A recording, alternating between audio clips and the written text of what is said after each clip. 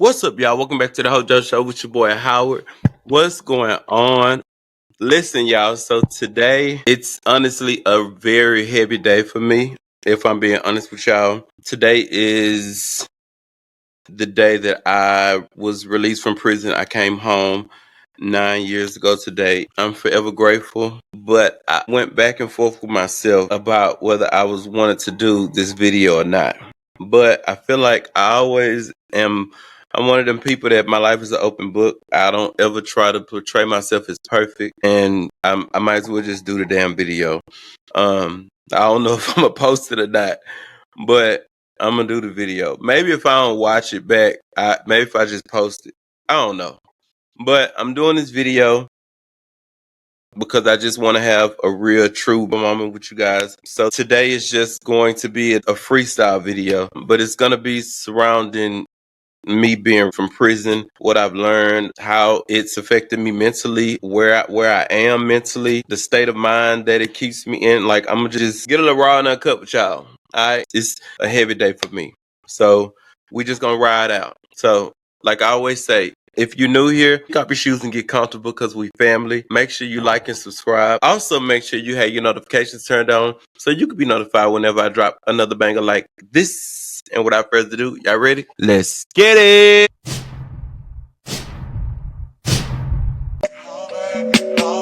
Yes, I'm hurt, yes, I'm jaded.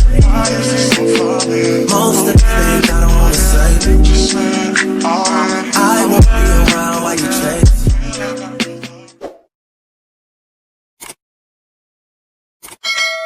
Alright, so I don't even honestly know what direction I want to go with this, and I don't even care. I'm gonna just let it flow, how it flow. This is probably the first video that I'm probably gonna ever do, that I've ever done, where I don't have stuff lined up going from one topic to the next. We just freestyling. To be honest with y'all, this is, I would have to say, the hardest day for me every year. This is the hardest day for me. I don't, I be wanting this day to be over so bad. Y'all just do not understand. This is a very heavy day for me. This is a very emotional day for me. It's just so hard. And I don't know. I don't know. It's kind of hard to describe, but I mean, I'm gonna just be 100 with y'all. Like I said, today is the day that I got out of prison. And I think I have done a story time about me being released. I think I done did so many story times, but um, I think that one of the reasons why this day is always so heavy and emotional for me, because I don't know, it's just remembering how, like, all of this played out with me coming home, right? So of course, like y'all know, I've done 11 years in prison, all right? Nah, I do a lot of story times telling y'all about the crazy shit I've been through, crazy relationships. The shit is entertaining. It's entertaining. It's something to laugh at. Um, but if I'm being honest, a lot of shit that I've been through in there, it's molded me. It shaped me into who I am. I went in there at what, 18, 19? I went at 18. Got to prison at 19, and then I got out at 29. I grew up in there. You know what I'm saying?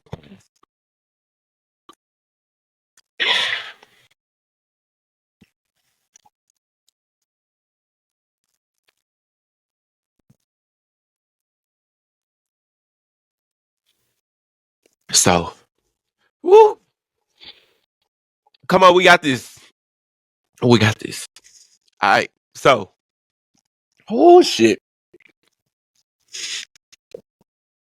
I grew up in that place, y'all. Shit, I had to learn who I was in that bitch. You know what I'm saying? And it wasn't even like it wasn't even like I was able to take my time. You know what I'm saying? It was like I was forced to hurry up and grow the fuck up. But one thing that I always thank God for, and um I just thank my mom, my dad, my parents. I just thank them for instilling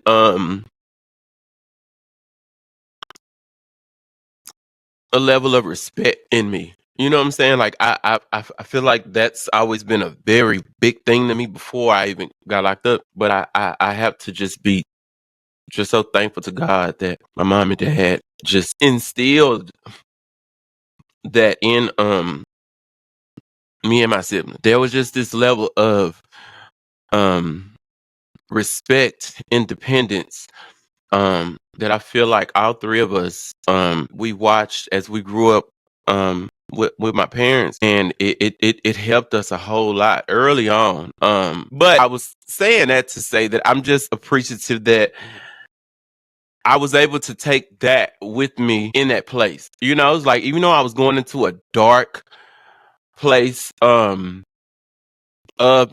on the cool, the unknown. I didn't know anything good um could come out of me going there. Everything about going to prison that I had already been schooled on, it was negative. It was, bitch, you gotta survive. You know, you gotta, bitch, get your shit together because you got to, you gotta survive in that bitch, Um, and so I was forced into that. I would be lying to y'all to say that there was not fear. That was, I feel like fear was at the front of my brain. You know what I'm saying?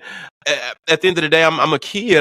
I was still a baby. Fear, no matter how much, you know, people would tell me while I was sitting in the county, "You gonna be all right. How you gonna be all right?" I still remember this old school Queen Tierra that would say the shit like, "I'm telling you how you gonna be okay. They gonna love you. I'm telling you." And I remember De'Erica was like, "Well, what about me?"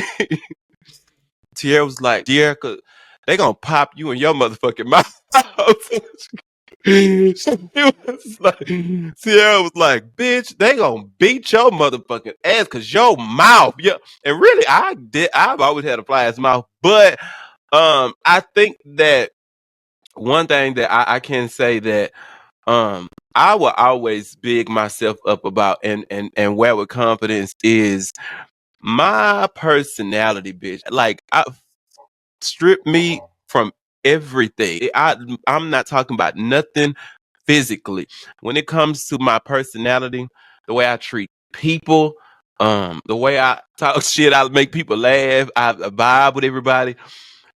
My personality, bitch, is going to rock. Like a bitch can never tell me shit about me. You know what I'm saying? Like, bitch, my personality and who I am, um, the way I am, just naturally myself, people gravitate to me, and I always just vibe. Like, it's, bitch, it's a fucking vibe with me. Like, it just is.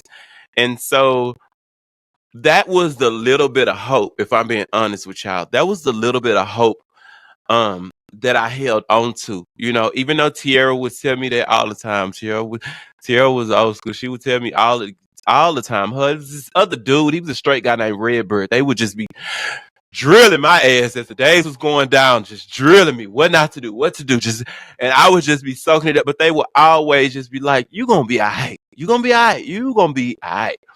Um, and that was the hope that I had, that I held on to. That I remember I would think to myself, like, "Lord, I just hope that, like people just see me. You know what I'm saying? Like, that for who I am, and I don't gotta be nobody else. I can just be myself, and that be good. I just hope that be good." You know what I'm saying? I just held on to that. You know what I'm saying? Like, I don't want to change nothing about who I am. Just hold on to my personality and just being myself. And I just hope that can, bitch, get me through. You know what I'm saying? And even though, like that Tierra would say, you gonna catch case, because I would say I'm not gonna catch no cases. I'm not gonna get no trouble. Tierra said you gonna catch cases. Shut the fuck up. You gonna catch cases. Your ass gonna get in some trouble. You gonna catch cases. Don't try to beat yourself around it. It's gonna happen. I don't care what they take. It's gonna happen. Um, and I would just that's the side of me that's stubborn. I was like, I'm not gonna catch no cases, bitch. She's like, you gonna catch cases. Don't worry about it. That's gonna happen.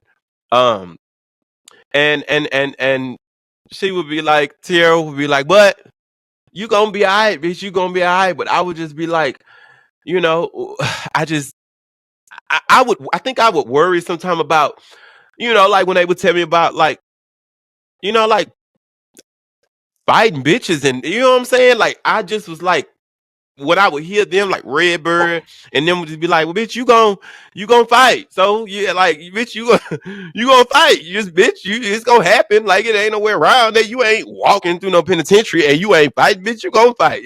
And I think I mean, bitch, I had enough fights in the county to like I don't. I'm not gonna say that was a fear. But I think the unknown is what was the fear for me. It was like I'm not a mean person. Like I'm like so. I think that was the part of me. Like, well, why would a bitch want to fight me, or why would a nigga want to fight me if y'all telling me like that they gonna like me today? Like, and I know I'm just a cool person. I ain't saying I'm perfect. And if I'm being honest, I can honestly say at the time I did not know what the fuck would trigger me with people. I'm only 19, 18, 19. I didn't know then what type of bitch or what type of niggas like that I would not gravitate to, or that I would not like. I didn't know, because I feel like I was still so innocent in the mind. I just didn't know. So I think that was the part that it just had me like, damn, like why would I get into like why would I beef with somebody that I don't know? You know what I'm saying? Like why? Like I knew some of my other like punk friends, gay friends that was on their way down, that was gonna be coming down to do times with me, like Antoine, Misha. I like all of it. I had some punk and some that was already down there that I knew from like the gays, but I didn't know like why would I get into it with anybody? Like what would be the reason for me to get into it? If I'm doing everything y'all telling me to do right, why would I get into it with people? I couldn't wrap my mind around when they would be like, some bitches would just try you. They just gonna come up to you, bitch, and just try you, and you gonna.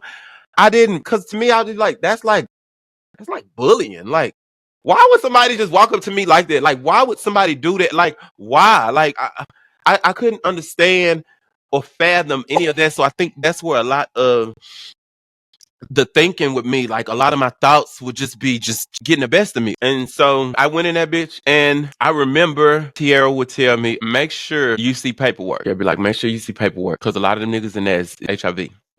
So excuse my terminology, some of y'all, because I'm just talking to y'all how from back then to now. So excuse my, because a lot of these terms and shit is not accepted today. But I'm just talking to y'all from the experience, right? Then up until now. But this is the raw conversations, right, that I would have. And so Tierra would tell me that. Tierra would tell me that, make sure you see paperwork. Them niggas is sick. It's a lot of niggas in that sick that, they will lay up with you, bitch, and they ain't gonna tell you. They ain't. A lot of girls go down there and they get caught up like that because of them niggas. It be niggas that be giving them that shit. And I would just be like, damn, okay. And so I remember when I first came down, and I was on debt. They put me. I was going through Darrington unit in transit, and I was actually headed to McConnell unit, my very first ID unit, and I would never forget that day they put me down there in H227, and I remember there was this nigga named Splackavelli. I don't know his real name. His name was Splackavelli, and Splackavelli said it when I walked on two row. And I was walking with my mattress to the cell, and I was walking past him, and he was standing in the cell with his shirt shut off at the bars, cause like all the niggas, everybody be standing at the bars, and when it's a new bitch coming in, everybody be like, The niggas just they be hollering. They be having their mirrors. What she look like? What the bitch look? So I'm giving y'all so much raw and uncut shit, and just to be clear, so y'all can just really understand. Dior wasn't this, okay? Dior wasn't this. Dior was a Dior was a young bad bitch. If I'm just being honest, but Dior was a young bad bitch. Okay, I'm just that's just straight up. Yeah, I grew up in that bitch, but just me being honest with y'all, because I know so many people be trying to understand. Dior was a young bad bitch, and I'm just and when I say bad bitch, it ain't just me saying that based off of how I looked, how I walked, it's not. It's not. It ain't. It was the way I carried myself and moved. A bitch can't take that from me. You can't take who I am at my core, my heart. You can't take that from me. And I only evolved. But Flacavelli said it too. This nigga this nigga named Green Eyes. And the nigga Green Eyes was a SSI, and he was like, he had juice because it was January, but it was hot over there on H and Green Eyes, and he was telling Green Eyes, he's like, go see that bitch, go see that bitch, they gonna kill her, they gonna kill her, and I was like, what the fuck is he saying? Like, and they was like, they gonna kill her, they gonna kill her, and then as I was passing, said like other niggas was seeing me, and I'm walking to my cell, and the other niggas was like, yeah, they gonna get her, yeah, they gonna get her, but what? The boy Green Eyes came down into my cell, and he had his shirt off, and he was passing juice, and he had this thing that ghetto ass cooler thing, and he came down there with the cooler to give me some juice, and he was like, "Who you is?" And I was like, "Oh damn, Dior." He like, "Come here." He like, "Come here, let me see you." And I was like, "What?" Because I was in the top bunk. I jumped out the bunk. I'm like, "What?" He was like, "Come here, let me see you." And he was like, "Yeah." He was like, "Oh yeah, you a baby."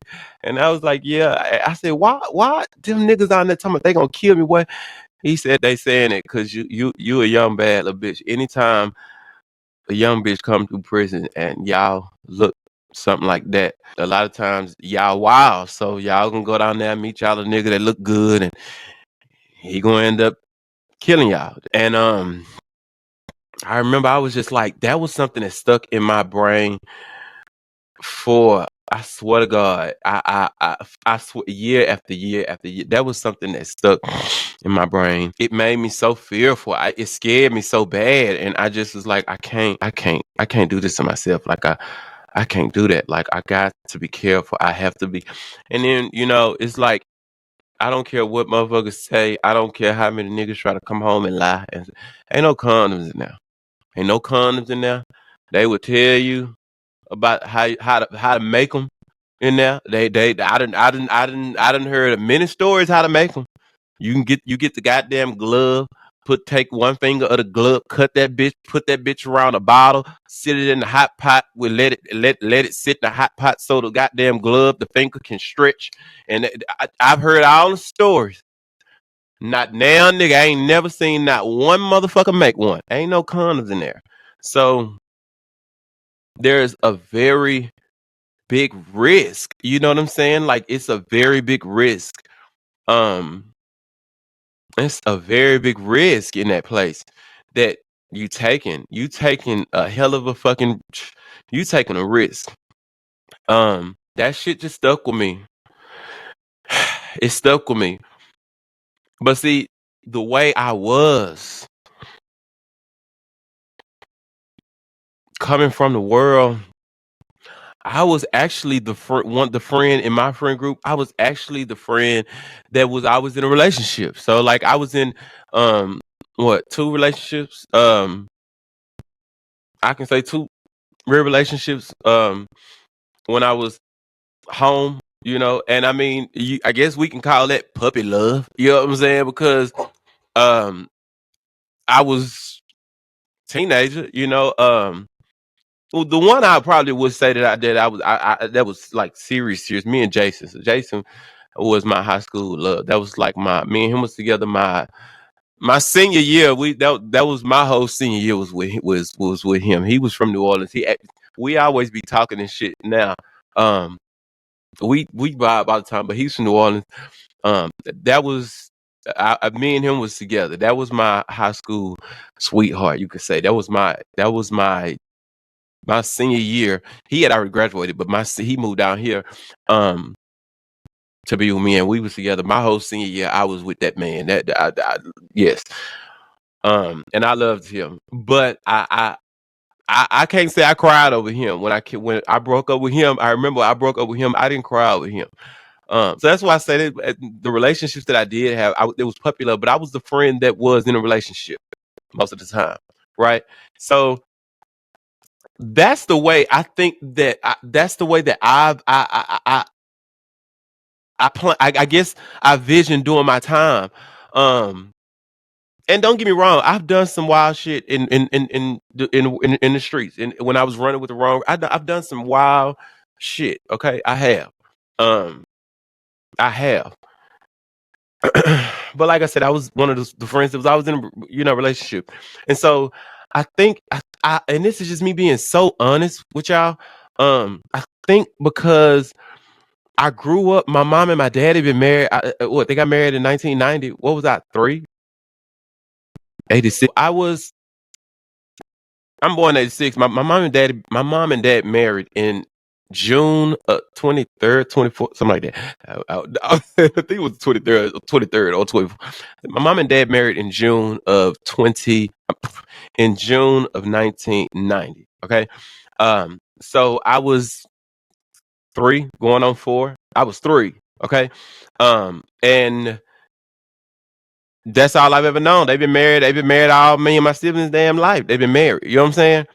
So I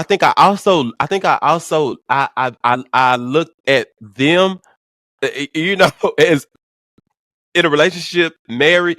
So I think that I felt like going into prison, like, bitch, if anything, I'm gonna be in a relationship. I'm gonna be in a relationship. I ain't know who. I couldn't even imagine what like who would it be with, what my type would really be. I honestly couldn't. Um, But I feel like I just made that up in my mind. I'm just gonna be in a relationship. I did. Um, and so that's what I did. Um, and I think that if I'm being honest, I think that the guy that I've done the story time on him, I nicknamed him Ray Ray. I called him Ray Ray. I think that Ray Ray Ray Ray is who honestly set the tone of my type, the type of niggas that I need, that I liked. Um, I feel like he set the tone, and I say that too because one of my good friends, Alexis, that was Old Queen that was on McConnell with me when I first got with Ray Ray and stuff. Um, Alexis said that to me when I lost Ray Ray, when he got shipped or whatever, and they split us up. And she said when me and her ran back into each other years later on Hughes Unit, Alexis said, "You still like to find Ray Ray in your niggas." I was like, "Bitch, you think so?" She like, Dior, I know you. All of your niggas they have to have that Ray Ray type of. And I'm like, you know what? You may be right. She like, you is it, like, bitch. They all be like that, and I think he set the tone.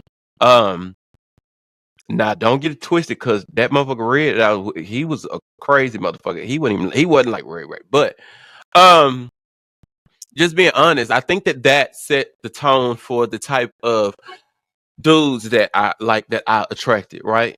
And what's crazy to me is it's crazy how I can actually pinpoint, I can remember specifically like times, the setting, the person, who else was around, the people, relationship, friendships. that stole my innocence. And when I say that, I mean, you know, bitch, I'm a honest motherfucker now. Okay, but I think that I had to learn that a lot of the well, before I go into that, I'm gonna say this. I remember when I was on McConnell, and I was the youngest bitch over there. I was 19. And I was over there with all of them older bitches, right? I was the youngest bitch over there, and you had Day Day. Day Day she's known to penitentiary. You know, Day Day kind of put you in the mind of. Then she kind of put you in the mind of Ronnie from the Players Club, like that. She blonde hair, big old ass. The bitch was fine. She was cute. Daddy was a cute bitch. You know what I'm saying? She was older. I was 19, but Daddy was like maybe like 37, 38 then. Um, Big Eva, Deontay was old school queen. She was already in her 40s then. The bitch used to do 1,000 squats every morning in the day room. 1,000. Bitch naturally big old thighs, big old ass. Bitch was naturally fine. Bitch will whoop a nigga ass. So old bitches. Rose, James Myron Black Rose. She was out of Dallas. Rose was almost 50. I was a bunch around old bitches. And I remember Rick, Slick Rick. He was an older guy, and he was on my section the first time, on the first section that I was on. And I remember Rick telling me he was a cancer just like me, and we clicked. And he took me up on his wing, and he seen the very first time that I went to commissary. Um, I remember I went to commissary, and it was them old school bitches, Spud, Big Eva, this other old school Queen Jazz, um, it was like old school queens that used to sit at the table, right? And so Jazz had Jazz. This was not my bitch from Styles. Was an old hoe.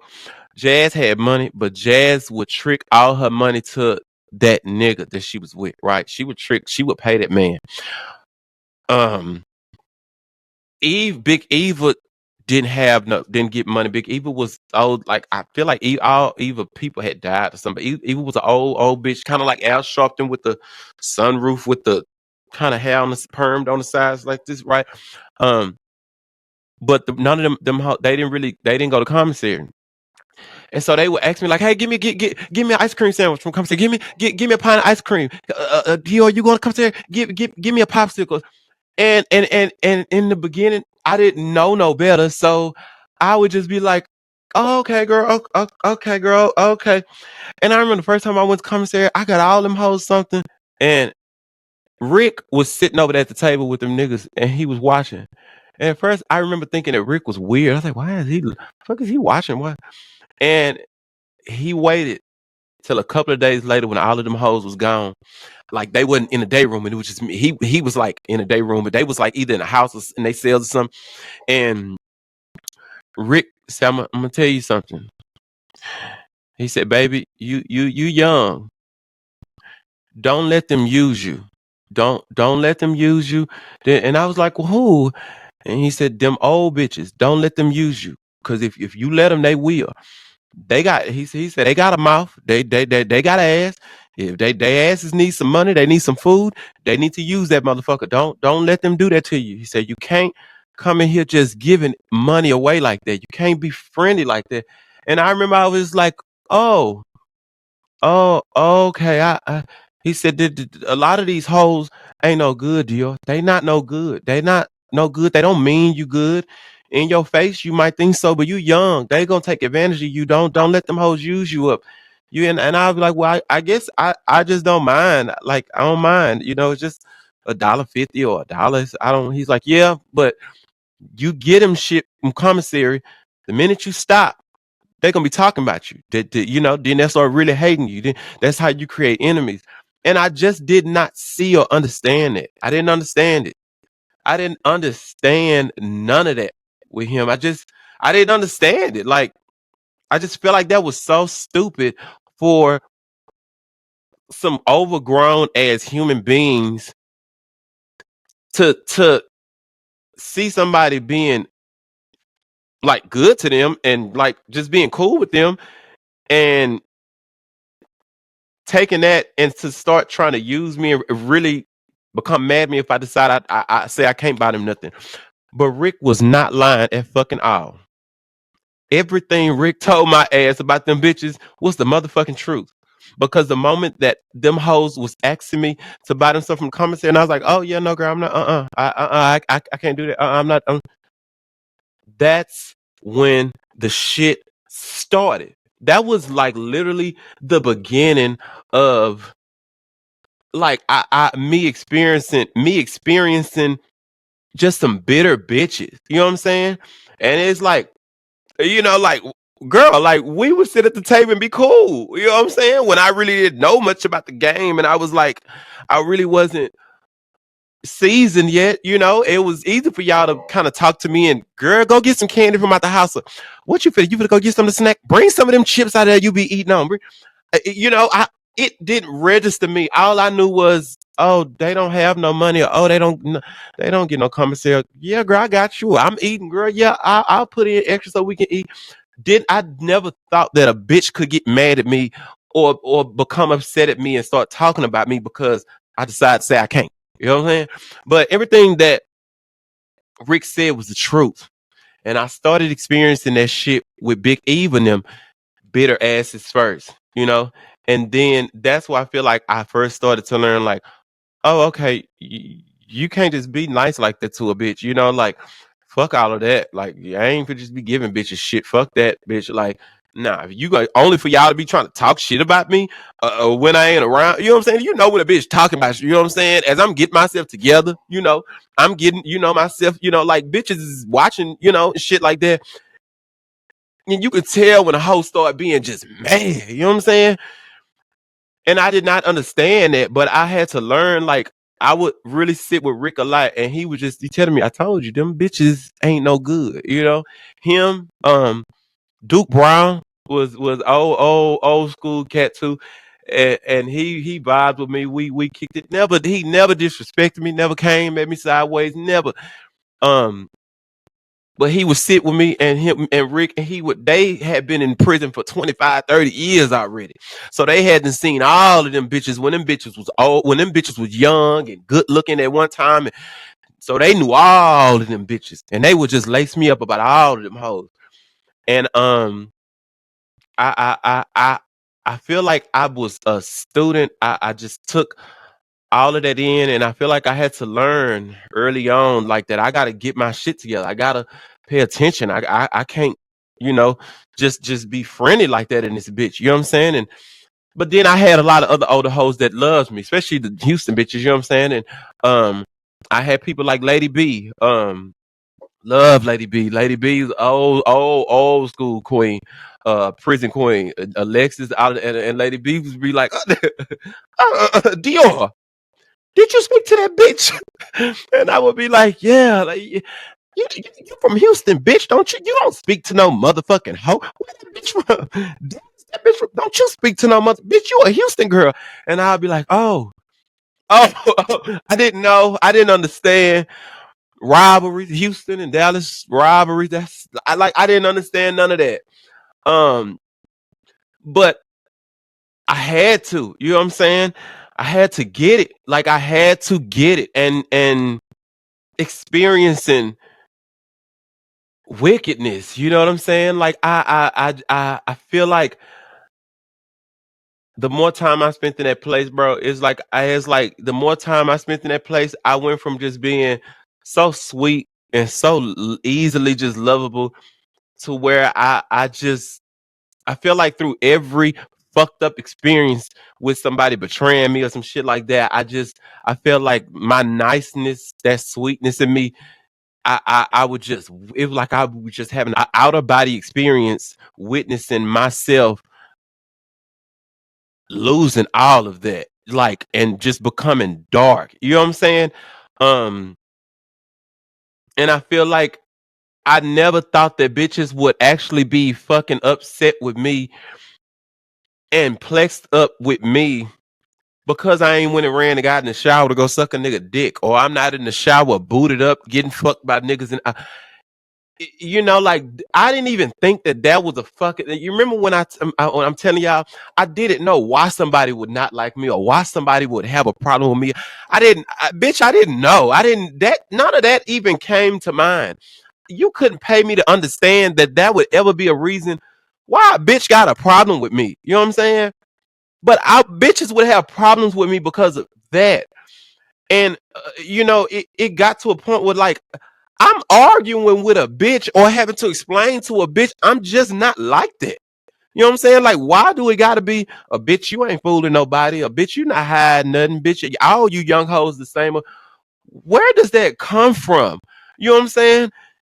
It come from a lot of them low down ass people. A lot of them people are just low down and dirty. And like Duke Brown told me, he said, baby, listen, in this motherfucker, you gonna deal with some of the lowest. This is where the snakes is at. He said, this is the bottom. You gonna experience some dirty bitches and some dirty niggas. If you can make it through this shit, he said, you can make it through any motherfucking thing. If you make it through this shit, cause you gonna experience some low balling bitches. And that man ain't tell not one goddamn lie. You know what I'm saying? He didn't tell me not one lie. But that and anybody that done been on any unit, any of the girls that's out there seeing this video that done been on any units with me that I can vouch.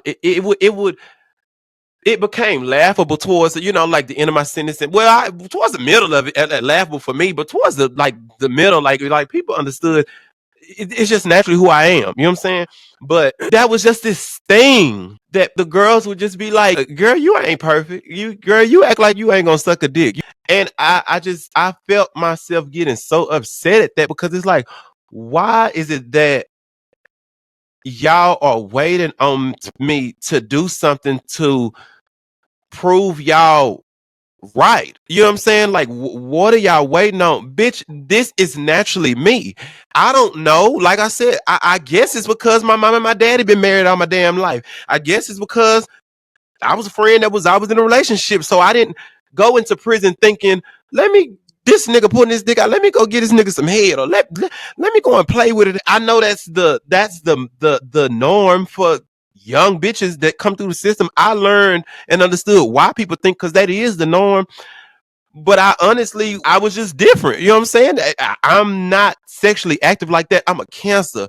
So naturally, I'm one of those people that's like emotional. I love love. You know what I'm saying? Um, and so that would be on my mind. You know what I'm saying? Like, I was like, bitch, getting in a relationship, somebody putting a dick like out on me and stuff like that. I don't like shit like that. I would get into it with niggas for doing shit like that. I don't like that. So when dudes would try to I go take a shower, and when niggas go and line up against the window, they act like they looking out the window, but they really lined up against the window to look at the opposite window at the reflection to be able to see straight into your shower, to see you. Like, I didn't know or understand any of that. And all of that stuff come with niggas trying to try you. That is uncomfortable for me. You know what I'm saying? Like, stuff like that make me feel like you are like a R word, a rapist, or like a pervert. Like you, I don't like stuff like that. It makes me very uncomfortable. So I'm gonna have to say something, and so that's where me. Like I said, why would I have a problem with people? Where would I? That's where my problems start coming in. There, so having to have words with bitches that's you know trying me, saying little fly shit, you know what I'm saying, about me, talking about me because they ain't caught me sucking a dick. I ain't running in the house with a nigga to get fucked. Or a nigga because I didn't have to check a nigga about watching me or passing by my shower trying to stalk me and shit. Nice. Oh, that bitch thinks she better than everybody. That bitch ain't shit. Just give it some time. That's where a lot of my beefs started coming from. Like, out the blue started coming from. That is where a lot of my beefs and my problems started, because I start having to actually go and check bitches or a nigga or like have words. Like, you're not gonna try to assassinate my character and paint me as somebody that I'm not just because I'm not being who you used to seeing.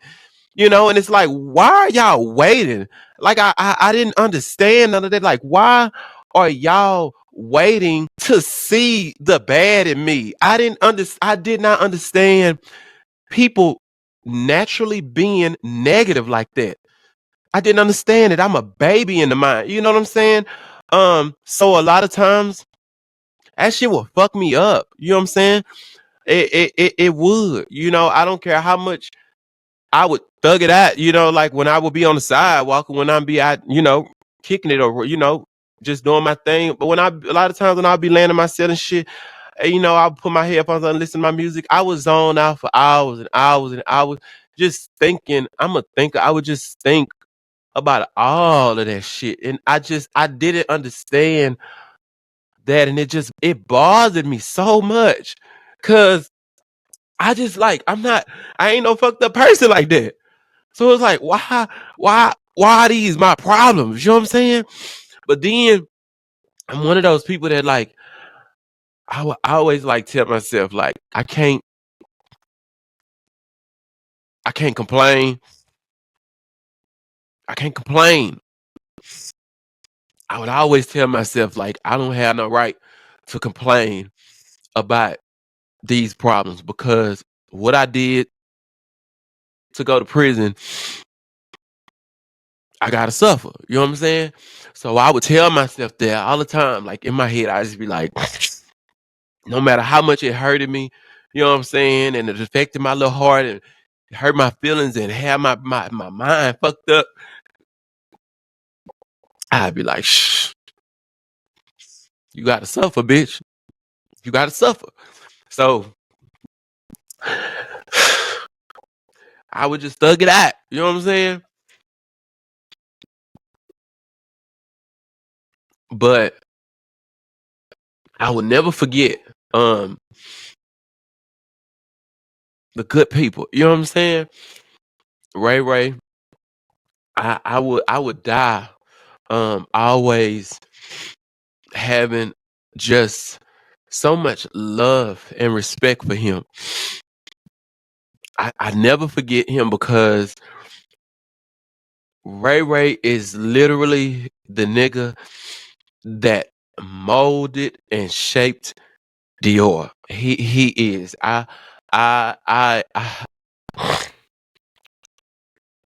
thank him so much, you know, um, cause he didn't have to. He just he loved me to death. He did, and I loved him.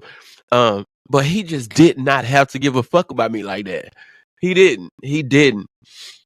He didn't. And he did not play about Dior. He did not play about the way I carried myself. He did not play. Um, he didn't.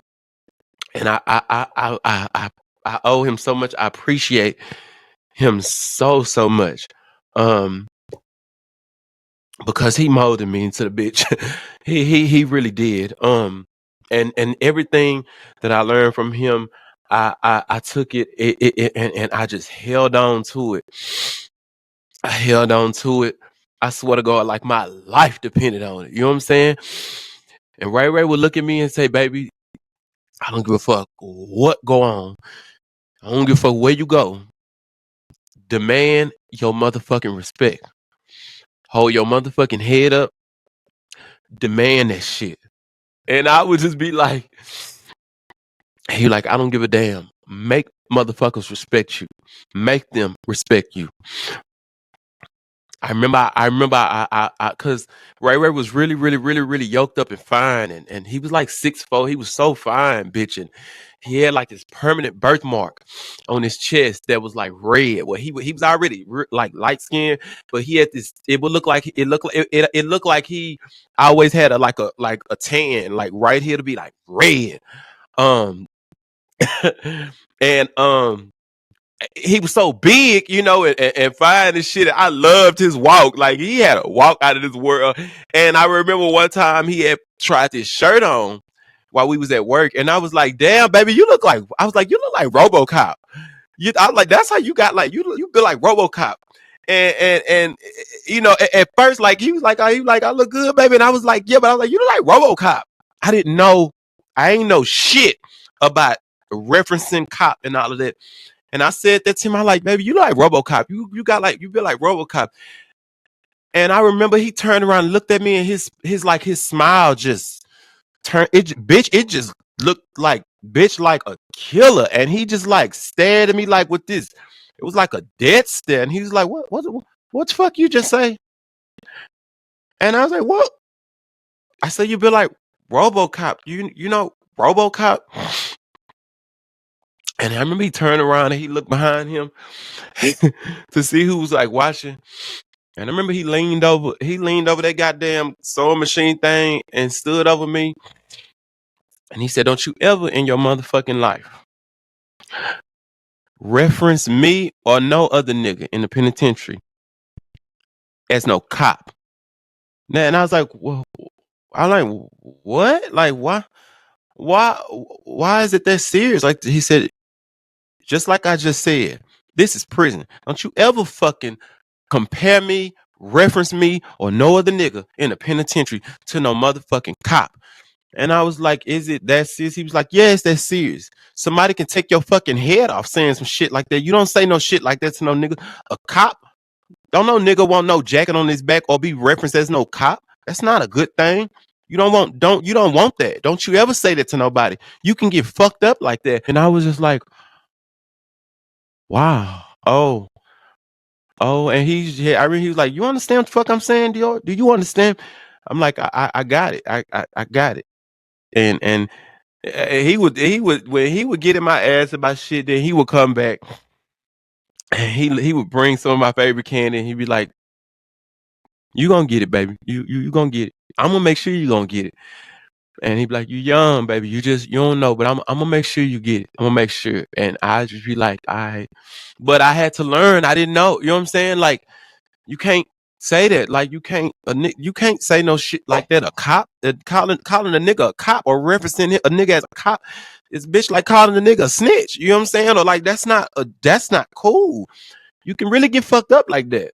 So I had to learn that. Like, wow, like damn, like this is my nigga, and he, damn, bitch, like I had never seen Ray Ray like that. I never seen Ray Ray get like that, upset. I never seen him look like that, you know. So that fucked me up, you know what I'm saying? But you know, I'm like, damn, I'm like, I got to get my shit together, you know, because I don't want to be making these type of mistakes, you know, thinking I'm just talking and having a good time, and I don't know what I can and can't say. I got to watch my verbiage. So I'm getting myself together, you know what I'm saying? And he helped me, you know. He helped me so much, man. He helped me. And I remember he would tell me, I don't give a damn what you see them other bitches do. Don't you ever let me find out of here that you sucking no dicks in no infirmary. You in no showers. You running in and out of niggas' cell. You got a revolving door. Like, he's telling me all of this shit. And I'm like, is that really a thing? Like, is that something that really happened? Is it for real? Like, yeah, you gonna see it. He was naming a lot of them hoes. All them hoes. Fuck what they tell you. You listen to Ray Ray. I don't fuck what they tell you. You listen to Ray Ray. I don't want to see you do none of that shit. I don't want to hear you doing none of that shit. Don't play with me. Respect yourself. Your reputation means something in this motherfucker. And he's like, and he would tell me, one thing you got to know is that Bluebird run Monday to Thursday.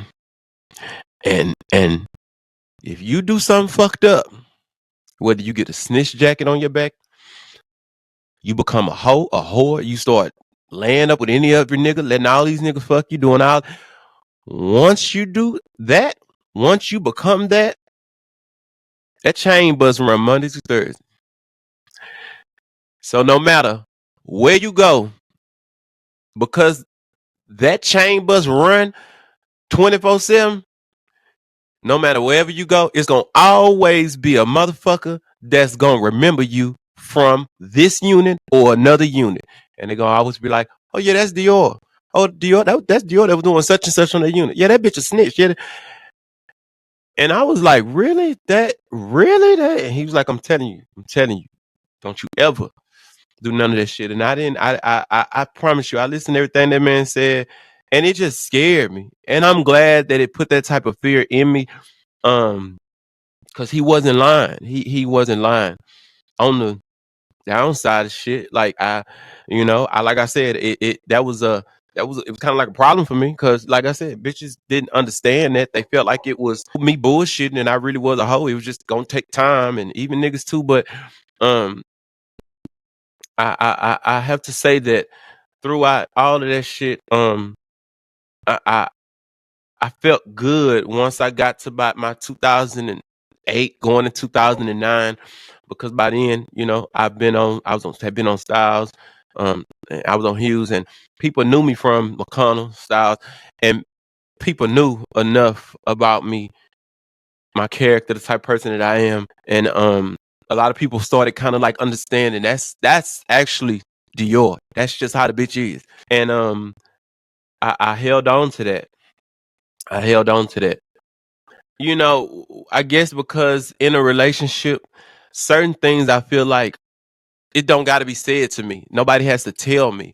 I feel like it's naturally. I don't feel like it's something that's got to be taught.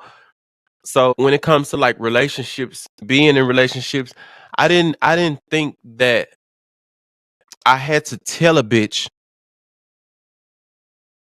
to not get in my motherfucking business, or I didn't think that having if I'm sitting with you and we friends and we kicking it, I don't need nobody to tell me to respect you and your husband or and your relationship, and I don't think that anybody got to tell you as my friend that I don't think I didn't think that was even a conversation. You know what I'm saying? I always felt like that's something natural. Ain't nobody got to tell me not to fuck with nobody, man. Even though a lot of bitches will say that, nobody got to tell me that, because I can't see myself calling myself your friend, then laying up with your nigga, sneaking with your nigga. You know what I'm saying? So when I first experienced seeing that, and it wasn't even done to me, but it was my homegirl, baby girl, that was cool with me and my bitch Jazz. I seen baby girl mess with Jazz husband. I remember that was another part of it, was a part of my innocence that I feel like was stole, because I remember just looking at that and I was just like, wow, all of us been rolling together and we cool. Baby girl, you my homegirl. Jazz is our friend. Like, wow, you really gonna fuck with her man? And then to see Jazz man doing it too, like it was nothing. All of that stuff like that fucks me up, because I never seen friendship like that, and I didn't think that it had to be taught. I really thought that if we vibe and we kick it, we eating together, bitch, we really like Judy's, like we fuck with each other tough. That goes without saying. I thought shit like that. It has me like, okay, now this is the part where I have to pick a side now, like, and then it makes me think as a cancer. That's when my little mind started thinking like, damn, now I gotta choose. I can't be neutral. We all was cool. I'm cool with both of y'all, but baby girl, what you doing is fucked up. Jazz is my friend. I thought that was our friend. You know what I'm saying? And I was with what I called Red at that time, and he was saying, you gonna have to choose. You ain't gonna be able to be both of their friend. It ain't gonna work. I remember arguing with him like, I don't gotta choose. I love both of them. They both my friends, but baby girl wrong. She's wrong, but I'm still gonna be her friend, but she wrong, and I'm not choosing. He's you gotta choose. You ain't gonna be able to be neutral. And I ended up having to fucking choose, because I can't see myself sitting in front of my friend face, looking at my friend and smiling, talking to my friend, knowing that her nigga is fucking our other friend behind her. I can't, I just could not see that. I didn't understand how a bitch could do that. I remember that at 20 years old, another part of my innocence was like taken from me. It had me a little cold, because I'm like, what in the fuck is this shit? You know what I'm saying? Like, people do that. And then it happened to me. I'm now in love with Red. That was my first in a lot of things. You know what I'm saying? That was my very first heartbreak. I remember I cried so much being heartbroken. I was so hurt. I remember going to visitation crying. And my mama was like, oh Lord, you getting too comfortable. This is not your home. You coming home. But I was just young, and I guess I was just I was just experiencing life and adulthood in that place. I feel like when I was heartbroken, I feel like a huge part of me and my innocence and the sweet side of me, he stole that. It was like I became just cold as a motherfucker. And I can honestly say that that was where a lot of my meanness came in it, because I was not naturally a mean as person. I just feel like a lot of the good in me, like as far as like the innocence, the sweetness in me, a lot of that, it was just taken away from me. I felt it, I, like I said, I'm telling y'all moments when I realized it, it's like I felt it. I can still visually see. I remember those moments and how it affected me a lot. And a lot of it, I wish it didn't happen. I wish I didn't experience those things. But I know that I had to. I know that I had to in order for me to make it out in one piece. But it still doesn't take away the fact that mentally I felt depleted so many times and years, because I didn't know how much more I could take, whether it be a friend betraying me, a nigga doing something slick behind my back, or, it just like, I just didn't know how much more I could endure. And I think that is where the side of Dior that became extremely blunt and outspoken. And by the time I got to, what was it, about 24 years old, I was pretty seasoned, and I was pretty much that outspoken Dior where I would call a bitch out about getting into another bitch relationship, because I just don't like stuff like that. I've always been big on treating people the way I wanted to be treated. I've always been like that. And I've never liked shit like that. I just appreciate a lot of the older homosexuals that did just love on me, and they kept schooling me and just giving me so much knowledge and wisdom to take with me throughout my journey and make it out of that place. Let me tell you something. I'm gonna tell you about Favor, okay? I'll tell you about Favor. A lot of the older girls that used to always take me under their wings and talk to me and like really like school me and shit, they didn't even have to. And I swear to God, when I say Favor, this is what I mean. It would be niggas, and I mean it's been some niggas that didn't step to me to try to talk to me, then wrote me a kite, then gave them past kites and letters to them trying to talk to me, and I be interested in the niggas. They be so fine. I be interested in them. And when I tell you, I can name so many times where some of the older girls, them old bitches, you can tell they all kind of came up in prison around the same era, because they all had that same type of energy, as far as like they would just let me just let it out. My little young immature ass, they would just listen and be like, mm-hmm. Yeah, oh yeah, bitch. Oh bitch, he always been fine. Oh yeah, bitch, I've been doing. Oh yeah, bitch, oh yeah, bitch, he good people. But when I get through with all of that gloating behind these niggas, every situation, it'll be an old bitch that'll say, Dior, did he tell you he was HIV positive? And I'll be like, wait, he Annie? And in prison, that's the nickname that we would call for HIV. Is Annie. So Annie Iola Dolores Stevens, AIDS. But Annie is the nickname that we called. So like, did he tell you he Annie? And I'd be like, wait, he Annie? Yeah, girl. Yeah, he Annie. So tell him, let you see some paperwork. Remember, you trying to go home. Make them show you paperwork, Dior. No matter how much I might have been gloating behind these niggas, what? Make them show you paperwork, Dior. Did he tell you he was Annie? He Annie, Dior. And you trying to go home in one piece. I remember Rose, old school, at Rose, like, what you want with Dior? And I was talking to this fine, what you want with this fine nigga? And Rose was like, what you want with Dior? You don't want nothing, Dior. Nigga, I know you. I know you. What you want with Dior? Dior, come on, baby. This is my niece. Come on, baby. And I'd be like, Rose, what are you doing? And he like, nigga, you a hating ass bitch, Rose. Yeah, gone.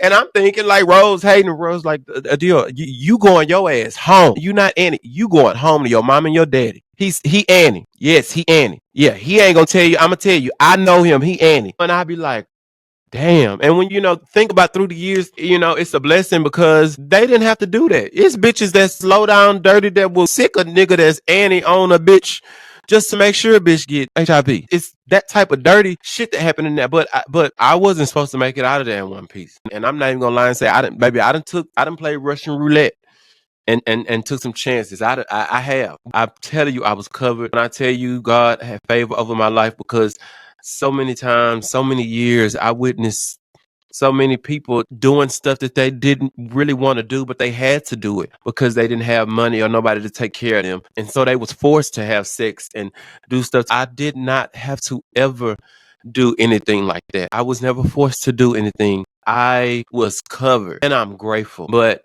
the downside of it is all of those bad relationships, all of the bad friendships, all of that bundled up in 11 years, it ruined me if I'm being honest.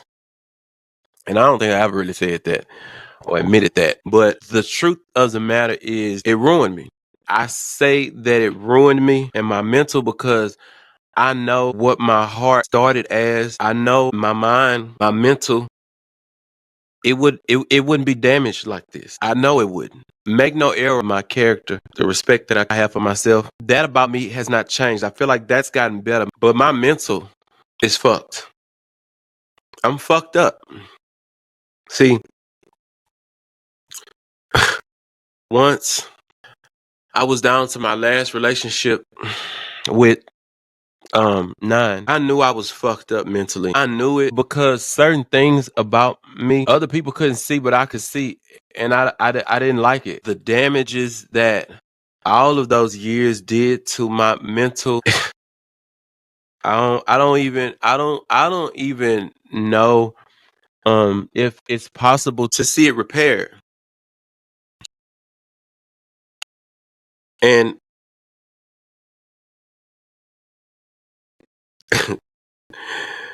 this is probably the most vulnerable I will probably ever be with y'all asses. um but somebody that's probably out here running the streets, living a fucked up life, headed for self-destruction, they can see this and hopefully learn. It's better on the outside than it is inside. Cause I don't give a fuck how I look. I know I'm blessed. But I'm just saying I don't care how it looks on the outside because I know people always tell me they're proud of me and how far I've come and I appreciate that. I'm proud of myself too. I am. But I'm fucked up.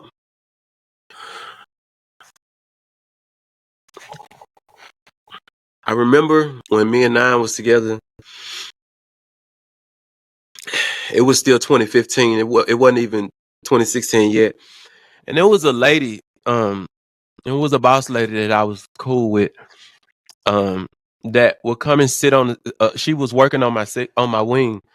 And she would come down there and we would be talking and shit. She would ask me, do I remember the world? Like, do I remember how shit was? And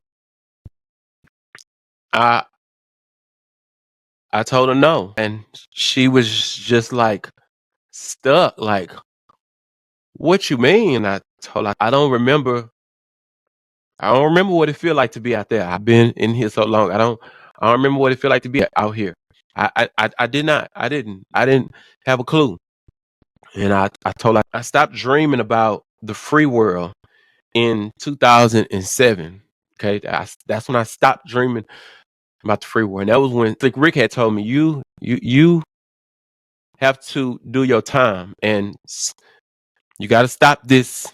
I'm going home next year. You got 12 years. Do your time with that mindset.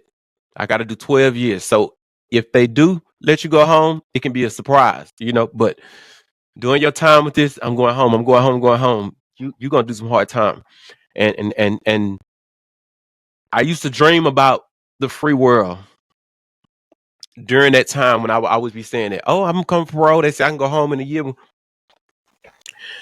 But after I got my first set off is when I took what Rick said and I blocked the free world out. Like I just blocked it out. Everything, I just blocked it out. And I think that it worked for me because I no longer dreamed about home. I didn't dream about out here, and it worked for me because it made my time easier to do in there. So I was always in a relationship, so I would dream about, and I would dream about everything going on in prison. I would not dream about the world for years, years, years. I would not dream about the world. I would not. And so I told my homegirl, I was like, yeah, I don't dream about the world. So I was like, I don't it's been so long, I don't know. I don't know what it feel like to be out there. I don't know. I didn't know. I couldn't remember what it felt like to take a bath, like to take a bubble bath. I didn't remember. I didn't remember how carpet felt. I didn't remember. I just nothing about out here I could remember. I didn't know the feeling. I could not identify with the feeling of freedom. And I got set off so many years. I got 10 years worth of set offs. 10 years in a row. Parole set me off. Set me off. To where, bro, Thanksgiving, Christmas, that shit used to be my favorite part of the years when growing up and shit. Like I just love Christmas and Thanksgiving and family and all of that. But I spent so many holidays locked up that I just I didn't know how to identify with Christmas trees, lights. I didn't. I just didn't. I didn't. It was just like a regular day. It was. I didn't understand it. I didn't understand it. My birthdays. I spent so many birthdays.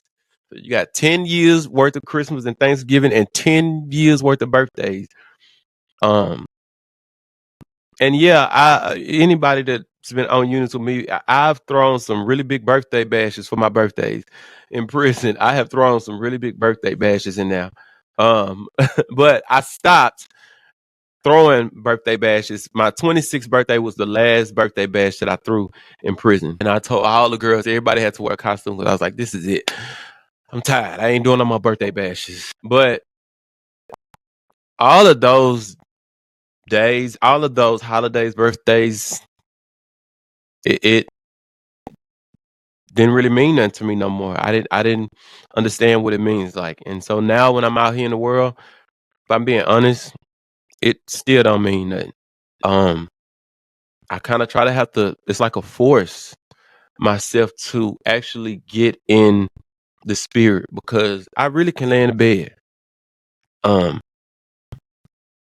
I it it just doesn't feel it don't feel like nothing.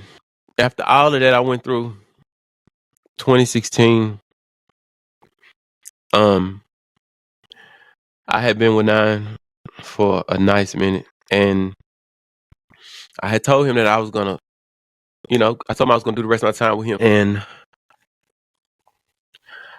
I remember I had a visit, and I had been waiting on my answer for parole, and I hadn't heard nothing, but I was not expecting nothing because y'all gave me 10 years worth of set outs. I'm gonna finish my time out. I was cussing laws and everything. I didn't give a damn because I'm like, I'm gonna stay here with my nigga anyway. Like, bitch, fuck it, right? But the one thing that I did want was to see my sister graduate and her go to prom. My sister was a kid, like when I came to prison. When she came, when I was in prison, my sister been coming to prison before her legs could even touch the floor, right? So, I mean, my first visit, I remember getting from my sister. I could see my daddy and my mama they was holding my sister's hand to walking her into visitation. She was still a kid, maybe 5, 4, 5, something like that. Um, so I wanted to see my sister graduate, and that was the only thing that I was worried about. But you know, I was like, it is what it is. And so I got this visit, I got a visit. And when I got to the visit, I just seen my mama. And I'm like, hey, mama, what page? And my mama was like, she like, well, baby, she couldn't come in. I'm like, why? Like, Paige, what you mean? She ain't never had no problem coming and visit. I'm like, why? My mom was like, well, because she's now old enough to where she have to be put on your visitation list. And so now after all of these years, they looked at her ID and said she's not like a minor no more. She has to be on your visitation list. And I was just like, ugh. So my mom was like, I can't stay long. I'm gonna just stay for an hour because she out there waiting. So and I was just like, oh, what? Now, mind you, anybody tell you, my mom used to come to visitation. Like, I used to come in that bitch so motherfucking jazzy, bitch. I used to come in that bitch so done up.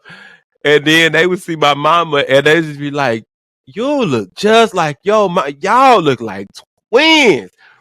And they used to just love to see my mama. I swear to God, they would love to see my mama. And I was just like, oh my God. And so I was just like, tell her, like, I'm sorry. Like, I just remember telling my mom, I'm like, tell her I'm sorry. I couldn't see her graduate or her go to prom, but May 2017, they gotta let me out. They can't hold me no longer. They gotta let me out. But I was like, tell her I'm sorry. Cause I was like, damn. But I'm like, tell them I'm put on my visitation list. And my mom was like, okay. And we had been like, one of my mom was like, cause you ain't heard nothing from them parole people, huh? And I was like, no, but mama, I was like, mama, don't worry about them people. Like, don't. I'm like, mama, they done set me out so many years. I don't care because they can't hold me after May. They can't. I don't care. Like, I'm coming home regardless, you know? So my mom was like, I know, but, I still want you to come home. I'm like, I know, but it's okay. And, bro, I swear to God, I swear to God, that was a fucking Saturday. Sunday came, and I was doing the stuff like putting I-60 to redo and have my sister my visitation. And me and Nine we actually had a good weekend because we had been we got to see each other a few times.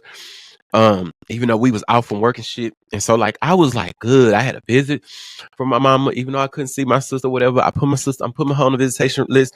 So I'm like, cool, right? And I'm gonna be honest with you. I that's how fucked up my mental was that I knew I had an out date. I knew I had an out date. But I still didn't feel like I was gonna ever get out. I couldn't see it happening. No matter how much I would talk shit and telling my mama, I'm coming home. Like I told her, I'm still coming home, mama. Regardless, I still didn't see it happening. I did not see the shit happening. Bro, like I tell y'all, like if y'all go back and look at I talked about it on one of the story times on TikTok. Y'all see what they were supposed to let me go home in 2011 for my short way and got me, them bitches told me I was going home, got me all the way to the Wilds unit, all the way, bitch. I got one more, like a couple more hours to go and then I can get out. And they got me all the way there to that last time it came and told me pack my shit. I'm going back to my unit. So, you know how devastating that is, right? So imagine feeling that close and that happening. So that happened in 2011. So you're talking about 2012, 13, 14, 15. Now we're in 16. Yeah, I'm supposed to come home in 2017, but I just still can't see it happening. I don't see it. I honestly, I don't see it happening. That's how fucked up I am. And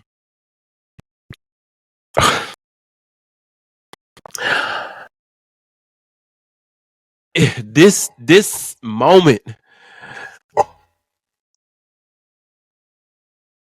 is always so clear and vivid for me. because I've never felt nothing like that, right?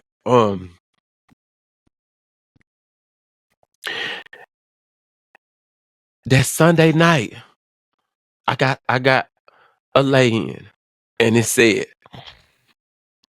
reclass, and I was like, Al Green. I'm like, Al Green, I got a lay-in for reclass. I'm like, what the fuck is this? And he like, reclass. Al Green was old school. SSI, we was real cool. If y'all watch my story time I did recently about when I got stuck, when I had to do them 6-7 days in there without no showering and stuff and torturing, and I talk about Al Green, that was my dog. I always cling to the older people. I love to listen to them. I don't know what it was, but I always clung to older people. And so Al Green was looking at my lay-in, and he was like, reclass. Now Al Green had been locked up like 24 years, and Al Green said, Dio, you going home? And I said, nah, nah. Like, you tripping. I ain't going home. Nah. And then Star was another. Star was a white girl, like a white gay boy. Love Star though. Star, I just love Star. But me and Star was real cool too. And Al Green said, Star, look at this lady Dior got. Star got her glasses. Star had been locked up 20 some years too. Star was older. Star put them glasses on. And Star looked them glasses on and was like, reclass. You going home, Dior? And I was like, no. Al Green was like, he going home. I was like, I'm not going home, no. And Al Green was like, I'm telling you, you going home. I'm like, Al Green, you tripping. I was like, I'm like, nigga. And Al Green was like, what if you are? I was like, I'm not going home, Al Green. I ain't going home. That's not what that's for. And he said, okay. And I went into the cell, and I remember I laid in my bunk, and I remember I was listening to the radio. That was the one good thing about a cell. Well, 9 and being able to listen to 97.9. So I was listening to 97.9. I remember before I went to sleep, I was just like, listen. I could hear Al Green saying in my ear, like, "You going home?" And I was going to sleep, and I was like, "Nah." My lay-in was for reclass was for 9:30. Then I get another lay-in slip that the lady brings me, the lady bring me, and it says parole review. And I'm like looking at this lay-in slip. Then I'm looking at my reclass lay-in slip. Excuse me. And I'm like, and Al Green come back over there by my door. He swing. He like, I'm like, Al Green, look at this lay-in. Look. And my parole reviews lay-in slip was for 8:30. And he said, he looked at it, he said, you going home, Dior? You going? And I'm like, no, like, nah. So I put my lay-ins down. I got a lay-in for parole review at 8:30. I got a lay-in at 9:30 for reclass. So I'm like, okay, so that means I got to get up in the morning. But I'm like, I usually get up, do my hair, get bopped up, but I'm like, I'm not, because I'm going to go this lay-in. I'm going to come back and go to sleep, because I usually would sleep all the way till like 12 o'clock. I'll wake up at 12 o'clock and start getting ready for work, because I got to go to work at 2 o'clock. And I'll be at work with 9. Me and him be at work together from 2 o'clock all the way to 10 o'clock at night. So I'll wake up usually around 12 o'clock and turn my music on, get myself set up and ready, get my hair right, my mug, bitch, get myself together, get flies and motherfuckers to go see my nigga. And I would go to sleep, and I was asleep all that time. But that's what I was thinking. I'm like, I'm gonna go to my lay-ins, then I'm gonna come back, go my ass right back to sleep. So I ain't doing my hair or nothing like that, because bitch, I'm going right back to sleep. And I before I went to sleep, I thought about Al Green saying that you going home, and I just was like shaking my head, like, nah, go to sleep, wake up, gotta go to my 8:30 lay-in. They call for 8:30. Traffic. When I ain't throwing no good clothes, I throw on, like a little baggy, Hully Gully set. I always kept me one Hully Gully set to just throw on. Like, if I gotta just emergency go run and do something, hit the streets and do something. I just always kept me a regular set of clothes for that. So I threw on my Hully Gully set, and I had my comb back, and I went to the parole view land, and the lady is just calling our name and number, and she giving that piece of paper. She like such and such name and number, and she give you a piece of paper, and she called my name. She said Jones. I give her my number 1336735, and she didn't even open it up. She just gave it to me, and it was stapled up. And I'm I really wasn't gung ho on like open it on the cool, because usually when you get in your parole answer, like you hear all type of like people responses, because typically as everybody getting that shit, they open it up and you can hear people like, son of a bitch, god damn, god, you know what I'm saying? And typically, everybody kind of like be saying like, man, I got a 4-year setup, I got a 3-year setup, I got a 1-year setup, that's typically, and then you'll hear some, they be like, man, I'm going home, like, like very few.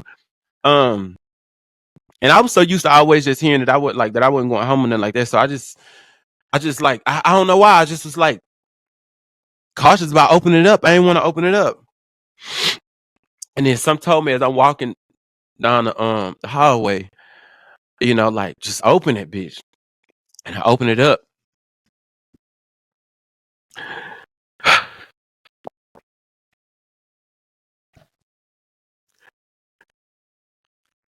And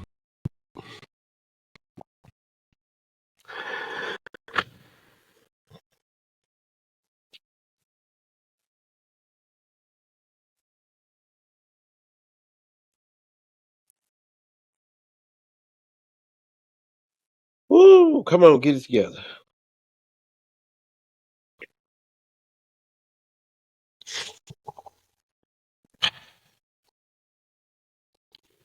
I open it up.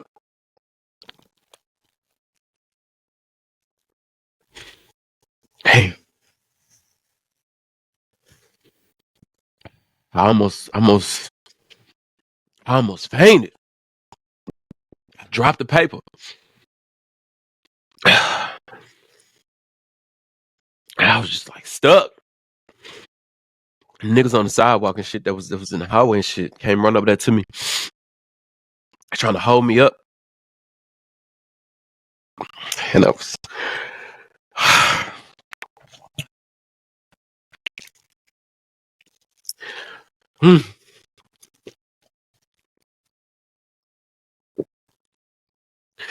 and they was all like, like, man, you going home. Congratulations, baby. Woo.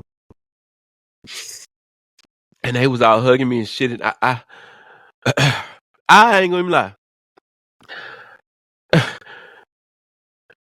I couldn't gather myself. I could not gather myself that this was real.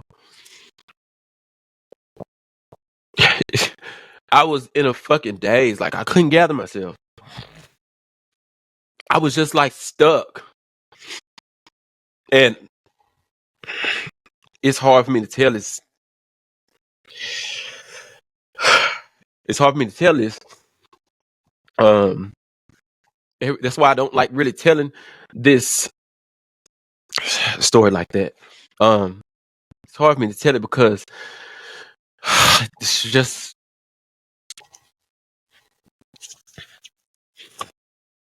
when you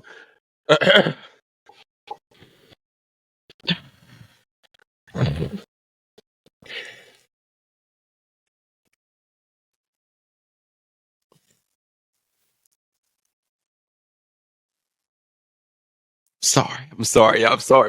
Come on. Oh, no, come on. Come on. Come on. Come on. We're gonna do this. Come on.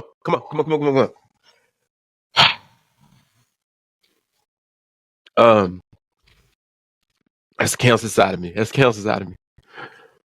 I'm sorry. So sorry. Bro, when you know,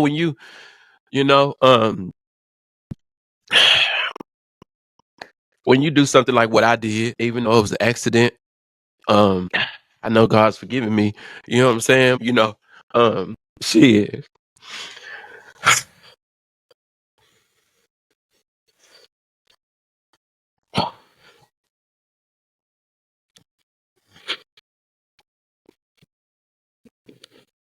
Come on, man. Shit.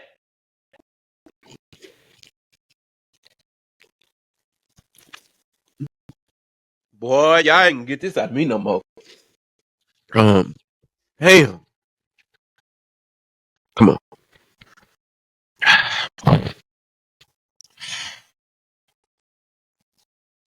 Whoa.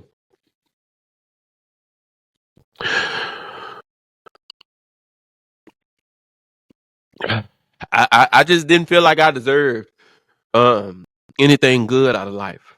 I just didn't. I didn't think that I was worthy of anything good happening for me.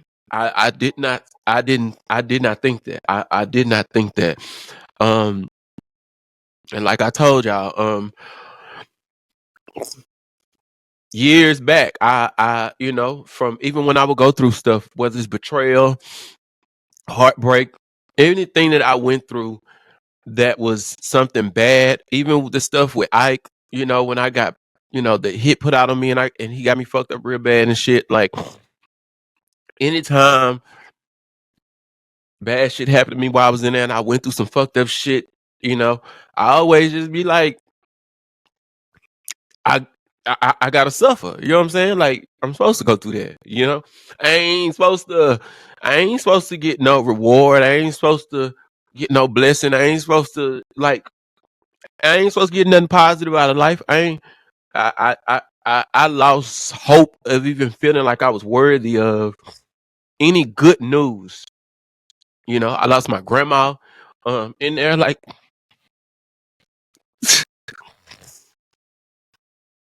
I ain't feel like I was worthy. Shit,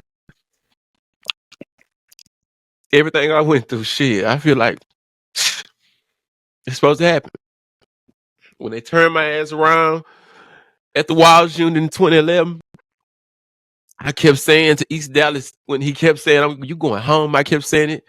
It don't seem real. Something don't seem right. Cause in my mind, freedom was a blessing, and I just didn't see myself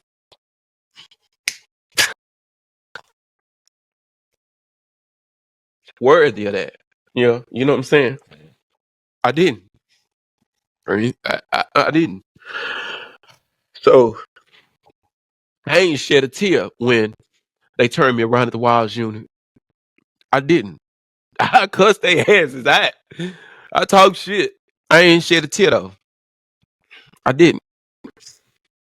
I remember my mama she was just heartbroken, and I remember my mama would look at me sometimes, but my mama would just be like, "I never would have thought you would be this strong," you know, because I wasn't breaking down and shit. I was taking so many hits, bro, and losses and L's. I was just taking that shit to the chin, and in my mind, I felt like this is what you got to do. You got to suffer. This is what you got to take from what you did. Well, it was an accident, true, but you still got to suffer. So I didn't feel like I was worthy of any type of good news. And I feel like every piece of bad news,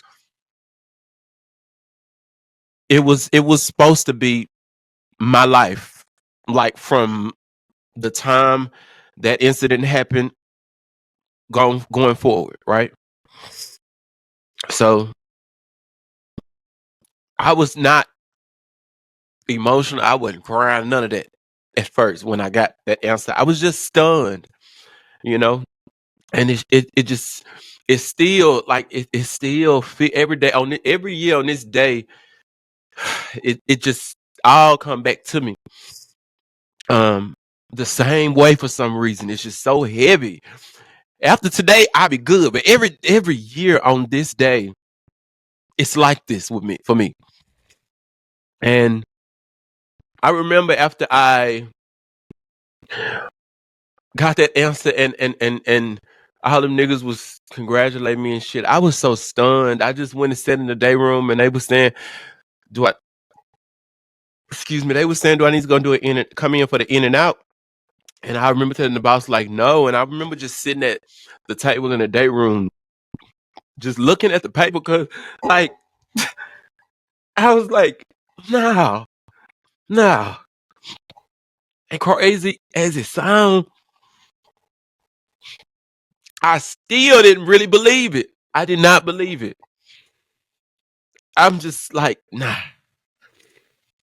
And Al Green started them coming. They see me. And Al Green, like, I told you. They all hugging me and stuff. And I'm like, nah.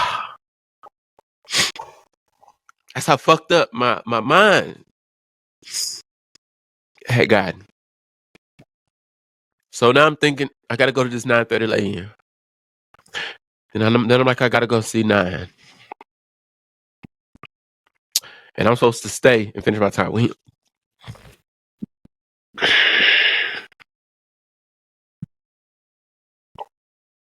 So 9:30 lay-in. I got to go to reclass. And when they called traffic for me to come in. Call traffic. They like, traffic, 9:30 traffic. Let's go. So I'm like, I gotta go. I run out the wing, hit slab. So I'm going the highway, going to reclass. And them ladies in there, like, they just used to like love me and shit. And the reclass, like, she opened up the door. As I was trying to come in, she swung the door open and she said, Guess who going home?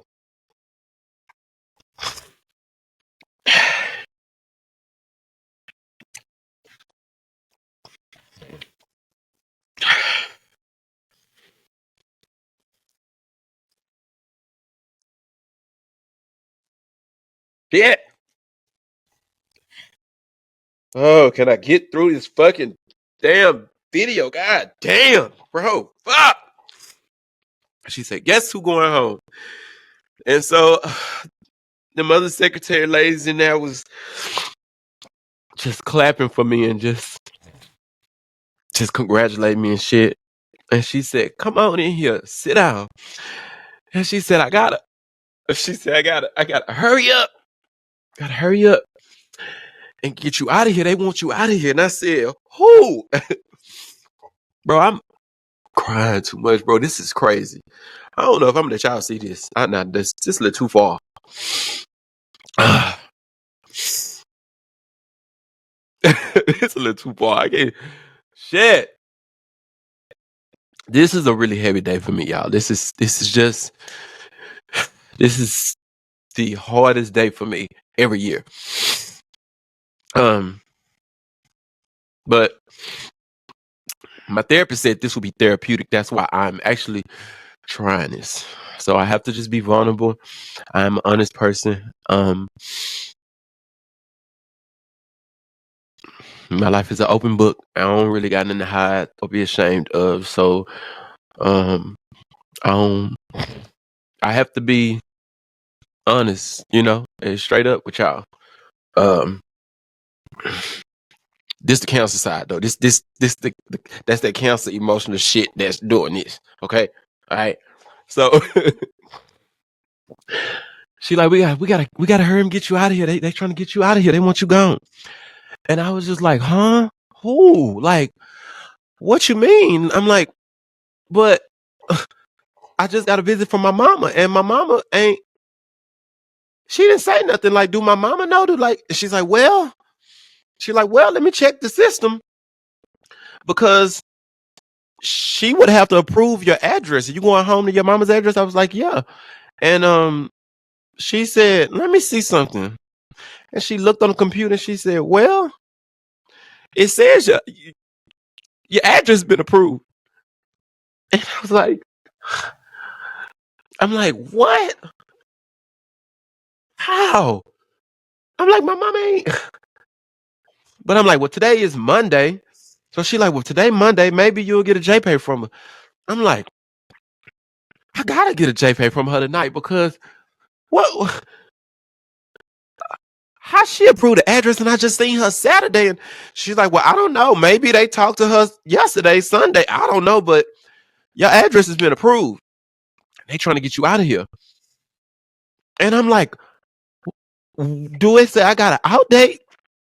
And she says, yeah.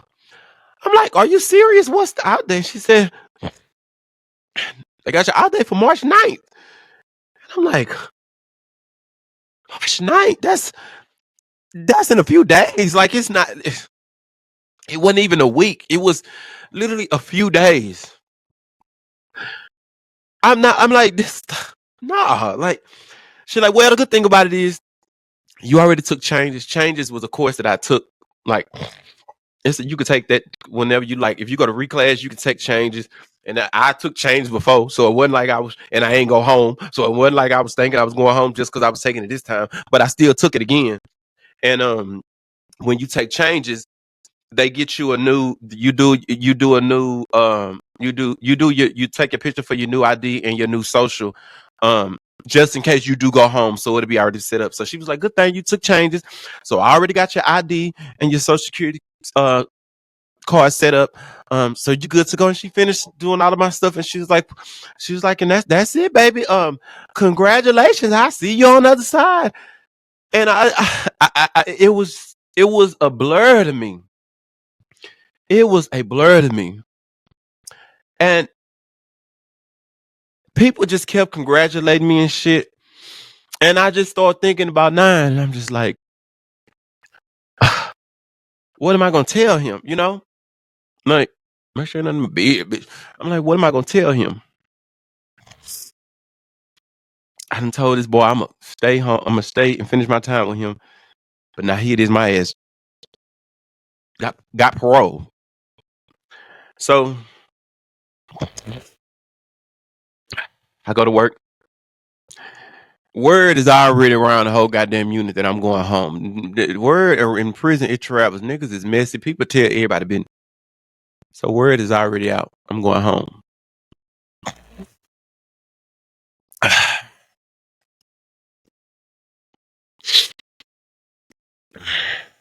And when I get into work, I remember seeing Michelet and Jackie, Star, everybody that worked in the laundry with us was already in there and was hugging me and congratulating me and shit.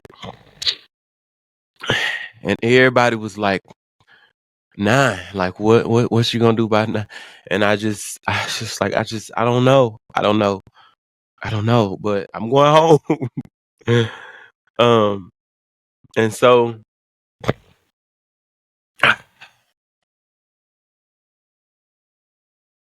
9 come through the door. Boy, he came through that door and seen everybody that was coming in from the north side, because he stayed on the north side. I stayed on the south side. Everybody that came in with him from the north side, you know, all them niggas and shit was hugging me and telling me congratulations and shit. That motherfucker stopped and looked at me and just shook his head and kept walking and put his stuff in the shower box. And then he came back and he looked at me and he said, "You going home, ain't you?" And I said, "Yeah." And he shook his head and just walked off. And he took it so hard. I talk a lot of shit. Me and that man went through a lot of shit. But I love that man. I bitch, listen, I loved that motherfucker. Do you hear me? We went through a lot. And you would have never paid me to believe. This is a nigga that never in life been in this life. He ain't never. I baited and tried, baby. When I tell you I worked my shit on, but when I tell you that Jim and I motherfucker, he cries so hard. He cries so hard. He cries so hard, and he cried so hard. I remember just seeing, I didn't know what to say, and I remember Michelet and Jackie they really. I ain't gonna even lie, bitch. And anybody know that I don't like no bitch talking to my nigga, bitch. Stay on my nigga. Like, bitches know that. The bitch, they know the game. But when it's my friends, especially, you know, my bitches that I do trust and that I'm close with, and they was close. We was all close, and they knew the struggle. They knew everything from the moment me and him started. From they had been there through it all with me and that motherfucking now. And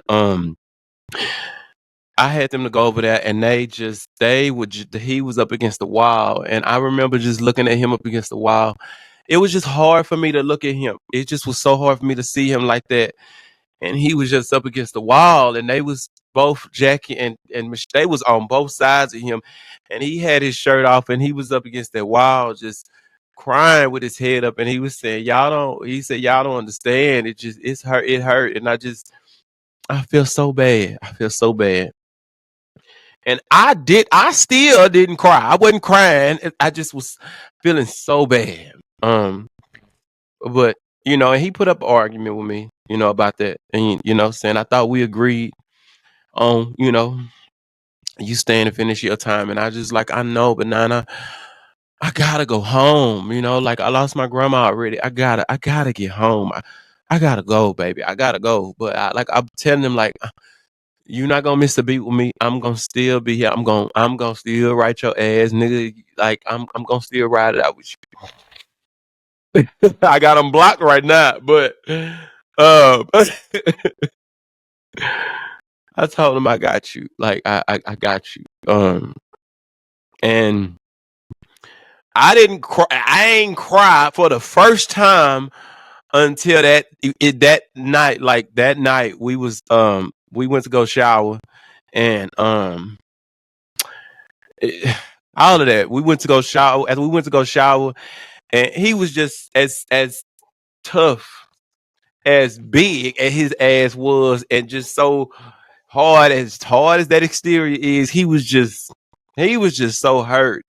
He was so hurt, and it just made me just feel so bad. I was hurt, and I didn't cry until around 9:30 after we got through showering, and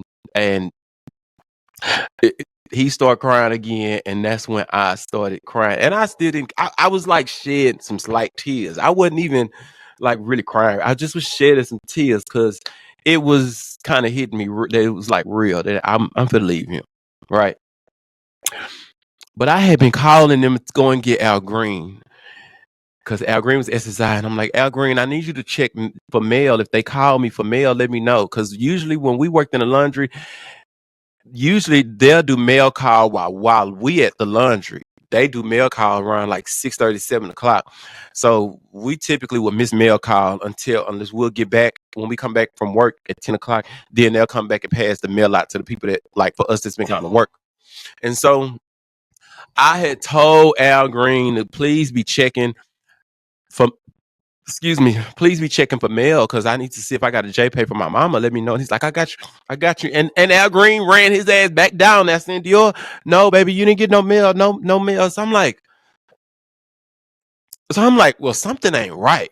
How am I going home and I got approved for my address, but I ain't got no mail? Like how? Like something ain't right. And so I shedded some tears with Nine. Um, and then I went at 10 o'clock. We had to leave and get off, and I walked to the house.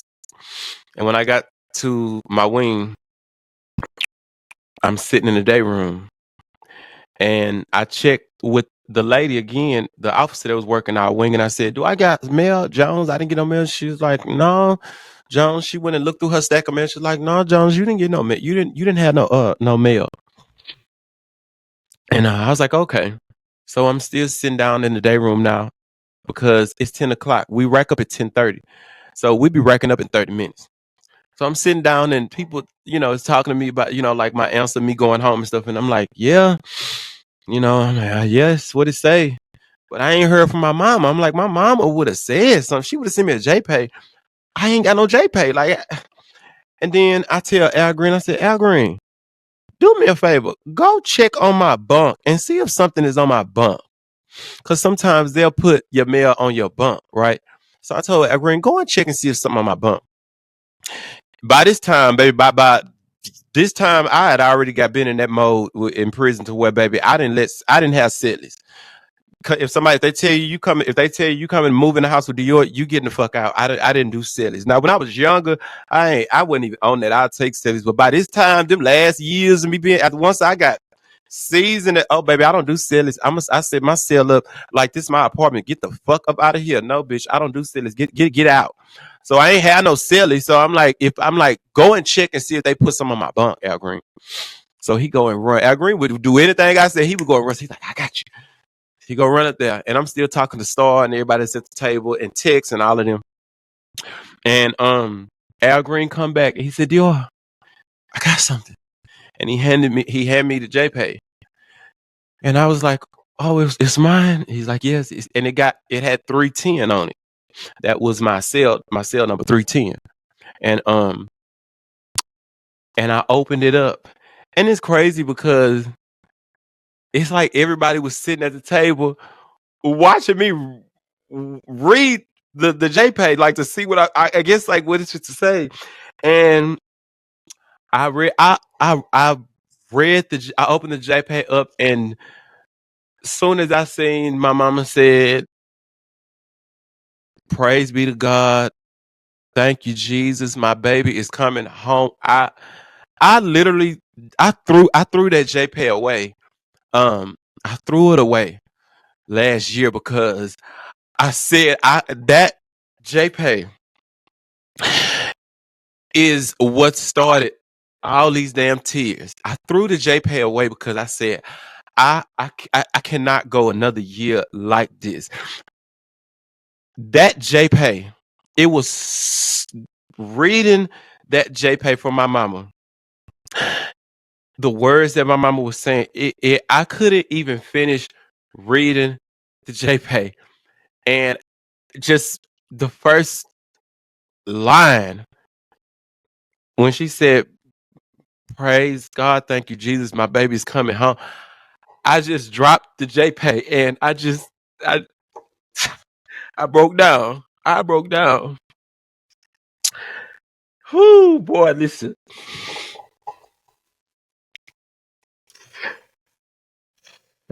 I broke down so bad. I broke down. Boy, I broke down so bad. And everybody was hugging me and shit. I remember I had my head down and I was just crying. Everybody was like hugging me. They was like, they wasn't understanding because I'm not one of the people that's emotional. Like, bitch, if I get mad, I get mad. I be ready to fight. But I'm not one of them counselors that get that. I'm not one of the counselors that get mad and start crying. I like, bitch, if I get mad, I be want to fight. I don't cry. I get mad if I want to fight. Now I'll cry if like if a nigga cheat on me, like when Red heart broke me and cheated on me with that bitch Shanique, but like bitch, I was crying because I was hurt and I wanted to fight. But if I'm just mad, like I'm not one of the people that I don't cry. So I was just like, I had my head in I didn't understand my emotions and I was just crying. I honestly didn't understand my emotions. And Star and everybody was huddled over me, just hugged me, and they was like, "Why are you crying?" Like they was like, "Why are you crying?" And I was crying so hard. I said, I don't know. I guess I never knew what it felt like to cry tears of joy. You know what I'm saying, like, I ain't know. I ain't know. I didn't know what that feel like. I've always heard people say like tears of joy. I just thought it was a saying though. I never knew that it was a real thing until that day. And I never felt nothing like that. I never knew I never knew that that would happen for me. I like I didn't see it happening, y'all. I didn't see it. I knew I had a date. I didn't see it happening for me. I didn't see my one of my biggest fears was losing my mom while I was in there, or her losing me while I was in there, right? But I did not see a light at the end of the tunnel. I didn't see it. I could not see it. I didn't know what it felt like to be free. I couldn't wrap my mind around it. I just felt like I was supposed to suffer and that there was nothing positive supposed to come out of any of it. I just did. I didn't think I was worthy of it. I just did not. And so I just was an emotional wreck from that moment that I got that JPay and read it. I was an emotional wreck all the way, all the way to my last day. Um, I was just an emotional wreck, and um, thank you, Jesus. Thank you, Jesus. Thank you, Jesus. I've always said that, like, I was so blessed, to be able to not have to do strange stuff for money or for anything. Um, and I always used to be like, I just hope that, um, whenever I go home, I be the went to commissary and bought a whole bunch of commissary, and I can give everything away. Like, I want to be able to give um all my stuff away. You know what I'm saying? Because just had I just I've seen so many good people, um, and I've met some low down, dirty, nothing ass bitches in there that I would not speak to if I seen them today. Okay, I've met some low down, dirty bitches, snake ass bitches, and niggas in that place.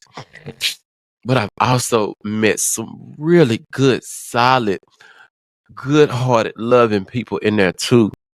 And um that were less fortunate, and they didn't complain. They did, they even if they got a soup just to go to bed and eat with, they would just be so grateful. If they had to wash some dirty ass boxers or some drawers or whatever, they would do it on their hands and feet, in the toilet, just so they can be able to eat a soup. Um, and they would do it so happily, and so I just always used to just say that I just want to be able to just give all of this shit away and take care of somebody, like, and some people. I just really hope that I'm able to. And so God saw fit that we literally had just went to commissary. So I had so much fucking money. I had so much money. I had so much fucking commissary that I was like, I was happy though, because I just had so much to give away. And my appliances and shit. Of course, I gave a lot of shit to Nine. I gave him a lot of shit, and of course he got first dibs on certain shit that he wanted. But I got to give so much stuff to so many people. That, and I won't name because I don't want to name them, but because that's irrelevant. But so many people that was so nice, that was always just appreciative, and they worked with what they could. I just feel so good, and that I was able to bless them and just give them so much stuff to be able to hold them over, for however long they could, whether it be appliances, shoes, and hot pot fans, and bitch. And I was a contraband bitch. Do you hear me? Everything I wasn't supposed to have, bitch, I had. Do you hear me? I was a contraband, bitch. Bitch, electric razors. Bitch, when I tell you I was making niggas go, bitch, I would make niggas, they stopped selling electric razors in prison in like 97. Bitch, when I tell you I used to make niggas go and get me electrical razors, bitch.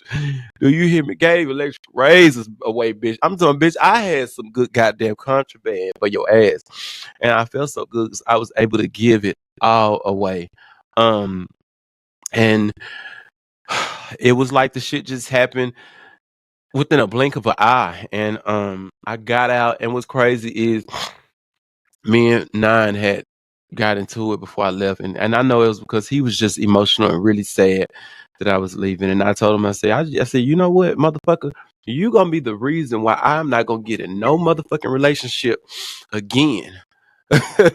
For a long time. I told him, I said, because of your motherfucking ass, you have stressed me out. And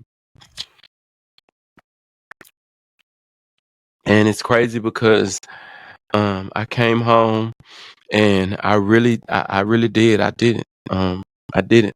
I have not gotten in a relationship since him. Um, I have not. And now I'm on the other side.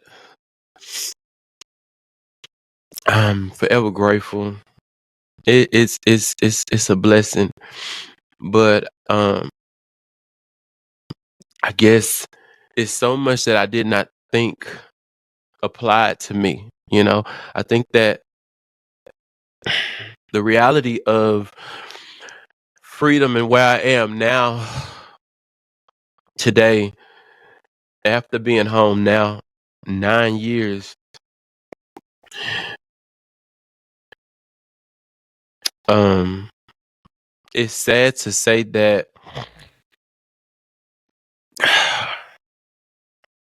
it's still really, really hard. And it's like, like you would think that it gets better, but it don't. And I'm speaking about my mental. It don't get better. It hasn't gotten better. It's crazy because it's like it's almost like a death, you know. And I used to talk all of this shit about civil committee when when they used to talk about like people that got to do 25, 30 years, or people that got life sentences and they done 35, 30, like Old Man Gangster. I think Old Man Gangster did like 42 years and they finally decided to let him go home. And Gangster he was so old, everybody was dead. Everybody was, when people like that, they let them go home. They typically, they got to let them go before civil committee to make sure that they are mentally stable to be in the free world. Um, and not, have to have officers and correctional officers and be able to, live freely without being watched, or being in a facility that's secured. And I used to always be like, bitch, let me up out of this, bitch. They tripping, bitch. I don't need civil committee my ass. Give me the dope, bitch. I'm gonna show y'all what I'm gonna do. And that's where I feel like I can honestly admit that I was overly confident. Um, I just felt like I was just way too confident, and I was too sure about my motherfucking self. I was too sure about my ability to bounce back out here, because I feel like, bitch, just let me out. I'm gonna make something shake. Like I'm determined because, like, even though people always would say, "Yo, you're not supposed to be in here. You ain't supposed to be in here." I feel like I knew that too. Like I wasn't raised like that. I did myself in. I did a disservice to myself by being disobedient, going against my parents and their teachings. Yeah, they were strict as a motherfucker. But if I could do it all again, I would. It's so much that I would do differently. So much that I would do differently. Um, it's so much that I would do differently, and I would start by listening, and not rebelling, with this gay shit. But I was overly confident because I felt like I could just bounce back like it was nothing, and I felt like that civil committee shit didn't apply to me. Um, Bouncing back like it was nothing. Um, it was a mindset, and I feel like I hit the ground running. I hit the ground running. I feel like I've done a great job at navigating and um readjusting to society. Um, I feel like I've done a great job at that as far as the outside, what the people see. I feel like I can wear it well. You wouldn't know. unless I really told you, unless I was having a vulnerable moment like this. Like, y'all ain't getting, after this, y'all better hold on to this motherfucker. Y'all better say this shit. I'm telling you, bitch, y'all ain't getting this shit no more. Ever again. Just this one time. Cause my therapist. But yeah, I thought, that I was good. And I can make it look, I can make it look good. I feel like I'm confident in knowing that. And I feel like that's something I built. That's a mindset I built while I was in prison as well. I can wear it well. Um, you won't know that I'm dealing with something, or you just won't know. Um, I would have to literally say it because you won't ever know. Um, and I've done a great job with holding that up. Um, but it's being honest, being 100% honest. 9 years home. This shit is hard. And it has not gotten easier for me. It's like the shit has gotten harder. You know what I'm saying? It's hard. It's hard. It's so hard. And it's hard because I can't wrap my mind around a lot of this shit. And mentally, I cannot wrap my mind around a lot of this shit. I can't. I can't. No matter how much therapy, how much I try, I cannot wrap my mind around my reality.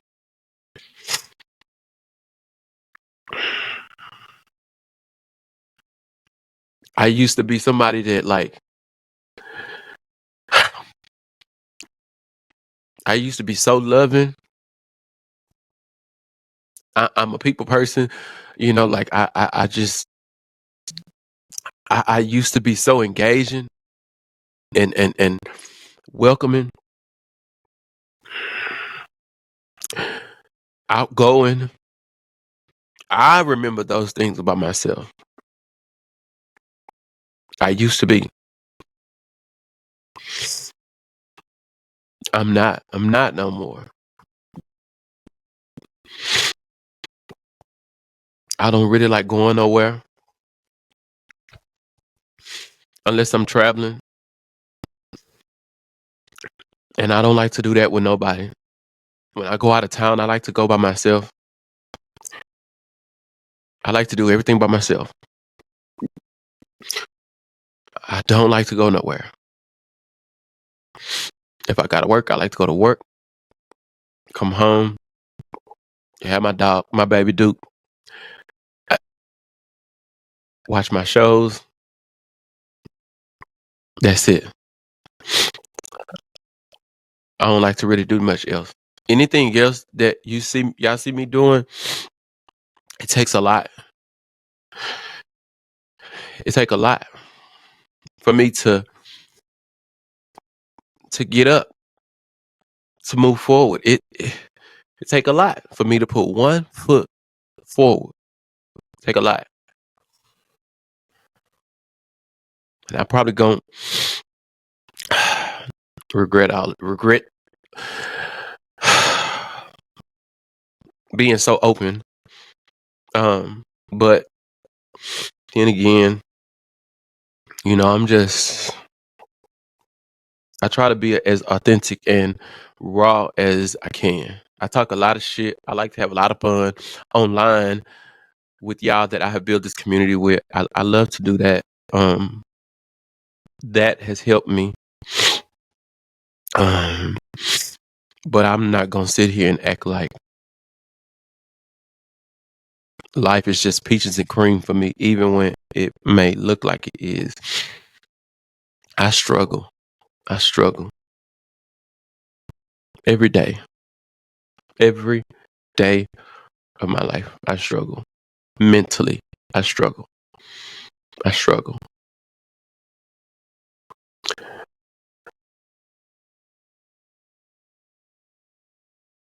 I struggle. And it's not just one particular struggle. There's a lot of things I struggle with. I struggle with trying to understand why I cannot get back to that outgoing, welcoming spirit person that I've used to be.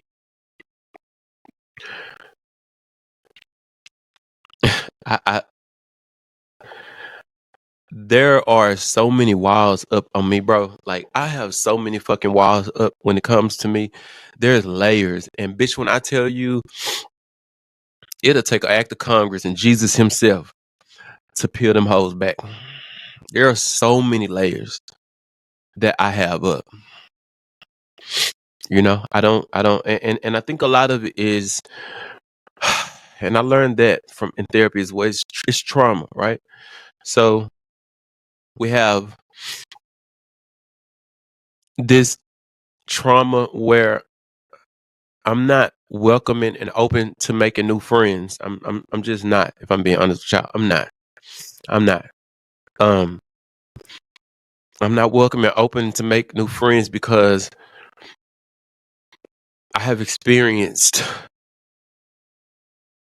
some really, really, really bad people, and I've been betrayed by some snake ass people. I've experienced some really, really bad people, at a young age that I thought was my friends.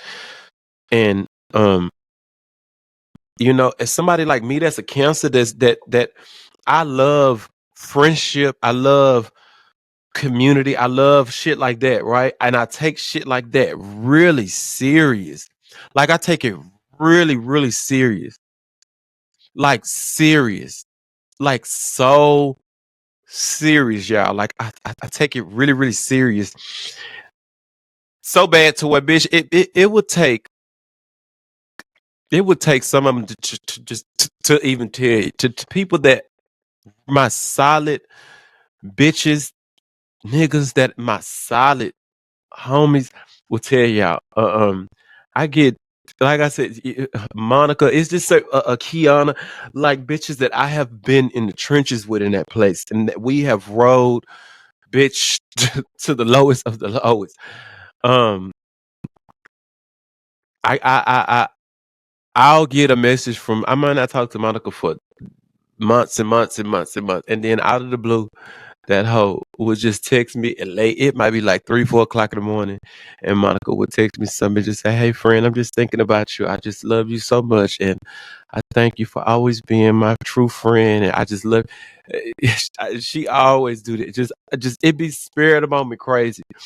Um, Kiana, that is another my heart of a sister of mine that she always would message me just at different times, and it'd be like the right time. And she said, "I love you, brother. I'm proud of you." Friends, that's how you know that, that's why, that's something that a bitch can't take that away from me. You can't take that away from me. That ain't nothing that's just talk. I don't even got to say a motherfucking word.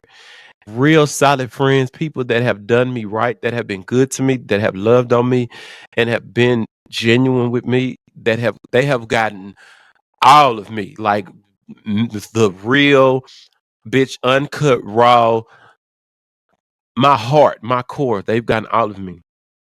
They can tell you, Howard, who I really am. They can tell you that bitch. That bitch is that bitch. That bitch is a friend. That bitch is going to love you. That bitch gonna have your back.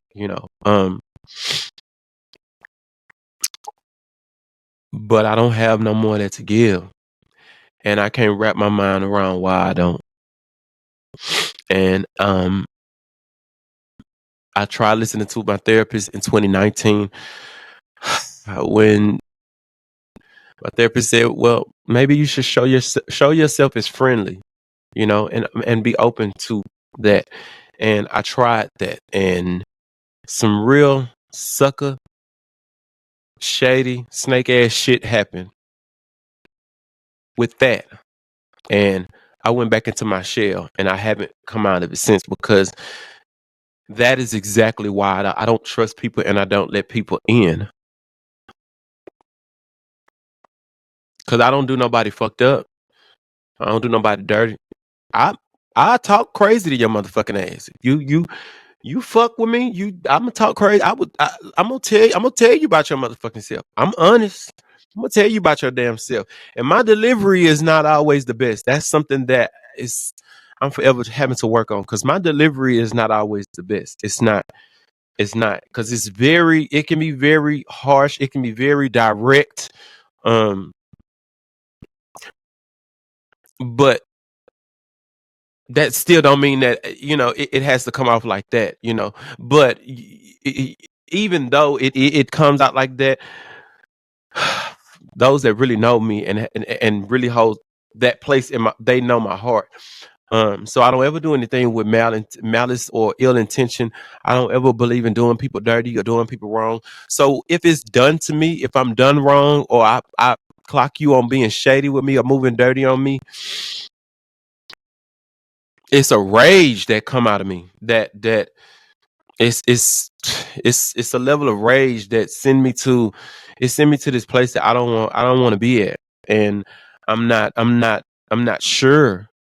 I'm not sure of myself when I'm at that place. I'm just not. I'm capable of. I'm capable of losing it. I'm not honestly strong enough to hold it together. So um I can't take betrayal. I can't take that kind of stuff. So I don't deal with it. So I'm not open to friends. So that's a layer.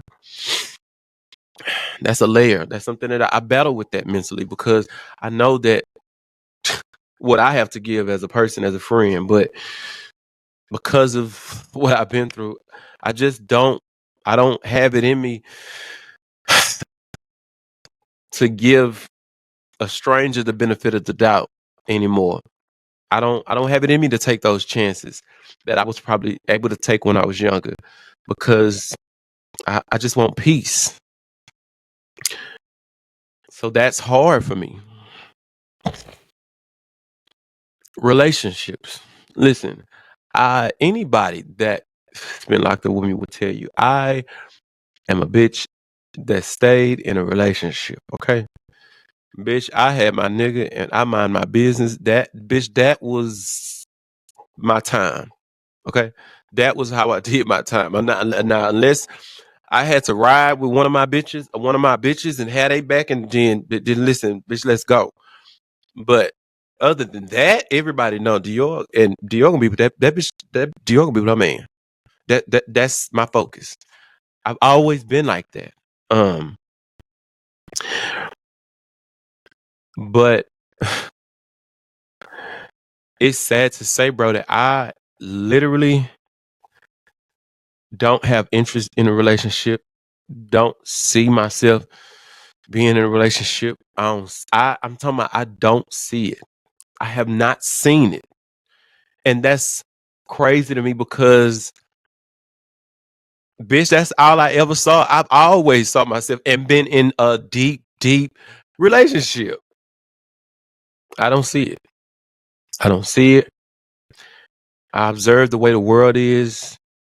And I instantly, it seemed like as soon as I came home and seen the way people move, social media and the dirty games people be playing within their relationship being unfair, bitch, it was like, oh no, I don't see it. Um, and I'm gonna say this, and I know some of the gays, they probably get upset when they hear people say stuff like this. And if coming from a bitch that's been out here, that ain't been incarcerated and shit like that, I definitely feel the same damn way that everybody else feel when they say shit like this. But when it's somebody that's been incarcerated for a long time, it's completely different, right? So I've always been like, when I was in a relationship with Jason and shit, and others, before I got locked up, them the puppy love relationships, they was gay boys. They was gay boys. Like, bitch, that was my thing, right? Now I cannot see myself in a relationship with just the regular gay boys, just the butch queen. I can definitely fuck with them. You know what I'm saying? Like I definitely have. I can definitely fuck with them, but a relationship, I can't do it for some reason. And I know why. You know what I'm saying? And only people that like some of the bitches that I've been locked up with like understand. Like, but I've been accustomed to being in relationships with them type of niggas, like niggas, like niggas. You know what I'm saying? Like niggas that never been in this lifestyle before. Niggas that was once that they was DL, and I brought their ass over into this side, and I molded them in type of, you know what I'm saying? Like how I wanted them. I grew accustomed to that so for so many years, over a decade of that I cannot wrap my mind around. I can't wrap my mind around being in a relationship with just a regular gay boy. And it fucks with me because the crazy part about it is that shit ain't even that's not even nothing cool. That's why I've never really said it to nobody. I ain't said it to nobody. Except for bitches I've been locked up with. It ain't even nothing that's cool. Like, so when people that's been out here be saying it, I'd be like, please sit the fuck down. It's not even nothing to brag about because the crazy shit about all of that is you can't pay me to fuck with a DL nigga out here. I don't want no, like, get your bitch ass on. So it's like I'm fucked on either end. I don't want to be in a relationship with a regular gay boy because I've been accustomed to turning niggas out, being in a relationship with, regular niggas, real hood gang banging, niggas. But I don't want to be in a relationship. I don't want to fuck with them at all out here. Like, they disgust me out here. You know what I'm saying? So, like, it's like, what the fuck? And it fucks with me. It fucks with me so bad mentally because I know it's that fucking place that did that shit to me. And I don't know how to fix the shit. I cannot fix the shit. I can't. And I don't know how to fix it, and I don't like it. And it just had me fucked up. Now, have I had my dips? Yeah, I've had my little dips I keep in rotation. I've had my little dips I keep in rotation, but I really I'm not really a sexually active person like that anyway, but I ain't, nigga, I'm at a year and a half now. Year and a half. Since I didn't pop some trunk. I ain't had no sexual I ain't did nothing. Year and a half. And that's not a bad thing for me because I'm definitely not somebody that care that much about sex. I can jack, bitch, and be good. But bro, I don't like the mental state that I'm in. I don't like I don't like that this is my norm. I don't like that because I know that that's not no. I know it's not normal. It's not normal, and it's like I can't do nothing, but I can't change it. I can't. No matter how much I try to, I try to do a lot of self work, but mentally it's just hard. I basically like to live my life solo dolo. I don't like to be bothered. Like, I like to be left alone. With my dog, I like to just do my thing. As long as I talk to my mom and them, I'm good. But other than that, anything else on the outside of that, I don't really care for. I don't care for. And I find myself just realizing that I did a lot of talking shit about not wanting to be institutionalized, and I didn't want to be one of them people, but in reality, if I'm being honest with myself, I realized that I'm I'm living the same way I lived in prison. I'm living the same way. I am living the same way that I lived in prison. The only difference is the only difference is If I go to work, when I come home, I'm not coming home to chill with my bitches. You know what I'm saying? Play cards with my bitches and ride and kick it. And that's probably the only difference. And I'm not, and I'm not going to work to see and spend time with my nigga. Like, and I'm not doing that in no aspect. I'm not vibing and having friend time and no, like I'm not doing that at all. And I don't have no interest in doing it. You know what I'm saying? It's like I'm living the same way that I lived in prison. I just ride, I chill by myself, and I be alright with that. But at the same time, I know it's not right, and I know that it's just not healthy. But I don't know how to come about it. I don't know how to come about it. 9 years later, I don't know how to come about it, and it's frustrating because I swear to God, you could have never made me believe that I would be fighting these demons internally the way that I do. You couldn't have made me believe that. You could not have made me believe that. I don't care what nobody say. I would have never thought that. I would have thought by now, bitch, I would have been good. My mind frame, my mental state, A1. I'm Gucci, like, bitch. Yeah, nah, that shit might look good. It might look like it, but tell you straight up, I ain't good. I ain't good. I'm not. My mental health is not good at all. It's not. I was diagnosed with bipolar 2 in 2019. So I have learned how to, you know, stay out the way, you know, and I can kind of navigate and playing around whenever I'm feeling like I'm going into a manic episode, um, and I feel that rage. I know how to stay the fuck out the way, but I'm still not good. I'm not good. And it's just so crazy because I do all of them stories, them prison stories and shit on TikTok, and I fight with myself because I be saying shit like, man, I don't want to be telling prison stories. You know what I'm saying? For years and years, like I don't want to be doing that shit. Like when them bitches starts being negative and shit last year, and I was saying I was stopping prison story time. I was like, I've been said I'm gonna stop this shit anyway, cause man, like I got like leave that shit where it's at. You know what I'm saying? But then I told him I brought prison story times back after the shit happened with TikTok leaving. Um, but what's crazy is I had to learn that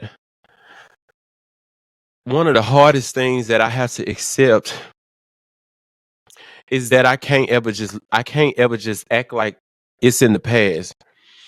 I won't ever be able to just act like it didn't happen and it's of my past, because anytime I do come around people, and this is another reason why I don't like really going around socializing and being around people.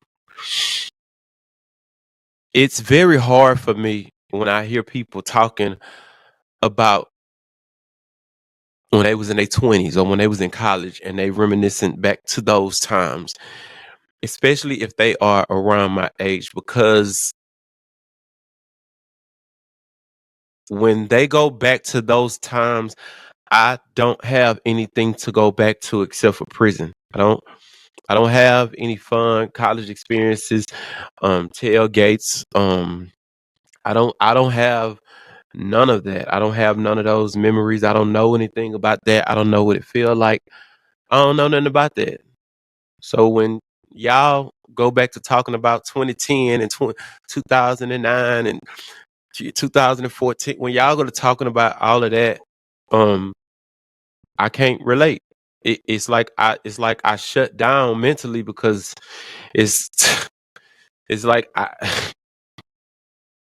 what can I tell you?